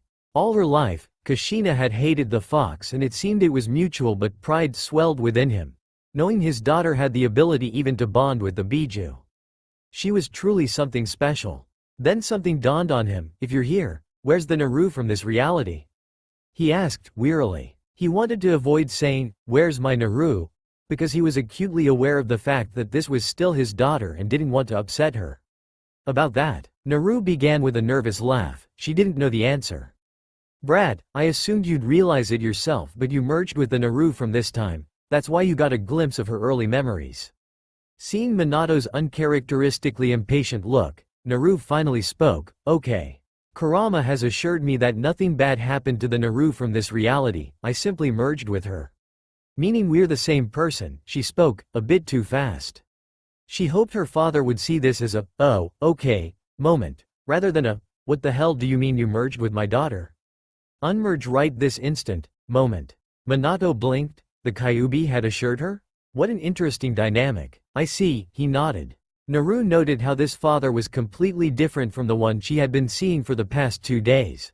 It was the serious persona she had only caught short episodes of over the course of their time together. He gave a nod. "I understand. As long as you're both safe," he agreed. "Really? Just like that?" she asked, her eyebrow arching in confusion. Minato looked nonplussed before smiling. You're still my daughter, even if you're a little different. Naru blinked for a while before her eyes began to water on their own accord. Her father had just said, without any prompting, what she had been yearning to hear from him this entire time. The tears fell from the corners of her eyes and left salty trails down her face as she hiccuped. You're sure crying a lot for a 25-year-old, he said before pulling her into a warm hug and rubbing her back in circles. Shut up, she grumbled between hiccups but buried her tear-stained face in his shoulder nonetheless, wrapping her arms over his shoulder. Minato hummed in amusement, allowing her to dampen his shoulder for as long as she needed. He decided, somewhere along the lines of their conversation, that whether his daughter was 11 or 25, he still loved her and he'd protect her even if she didn't need him to anymore. He soothingly hushed her, his other hand coming up to cradle her small head. Naru mumbled something incoherent into his shoulder and snuggled deeper.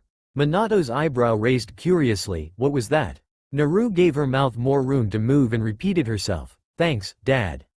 And for now, she decided, she'd just enjoy this familial warmth and keep all of the heavy, sad stuff for later because she just couldn't bring herself to ruin the moment for anything. Not when she finally had a father. Hey, Uzumaki! A man yelled, having just saved his red-haired teammate from hitting the ground after she fell from a tree. Uzumaki, can you hear me? Kushina groaned and her hand shot to her stomach. She felt strangely empty. She'd felt fine when she left for her mission, but the moment they engaged the enemy and she tried to exercise any semblance of control over her chakra, her body fell limp and exhausted without warning. Uzumaki, what's gotten into you? The same man repeated. She recognized the voice as belonging to her team leader, Kaoru, but she couldn't bring herself to reply. How's Uzumaki doing? A slightly deep voice that was still obviously a woman rang out. Hikari, she's still out of it. Damn it, Kaoru growled, if you weren't feeling well, you should have declined the mission. He chastised her, slowly raising her onto his back and having Hikari tie her there with some extra rope they thought to bring along. Kushina knew that he wasn't a bad guy. He would complain, sure, but he wouldn't leave a teammate who was in need. Don't be too hard on her, she looked fine when we left, Hikari interjected, tightening the rope to make sure Kushina didn't fall off. It was just the three of them on this mission. It was only one missing nin who was barely in A- rank, so Hikari and Kaoru had no trouble dispatching him themselves, but Kushina felt bad somewhere in the back of her mind as she thought off chakra exhaustion. What the hell was going on, anyway? The three of them jumped towards the village. Kushina barely conscious on Kaoru's back and feeling nauseous from the constant movement. That's all for now. If you want to see next part, then please like this video and subscribe my channel. Thank you.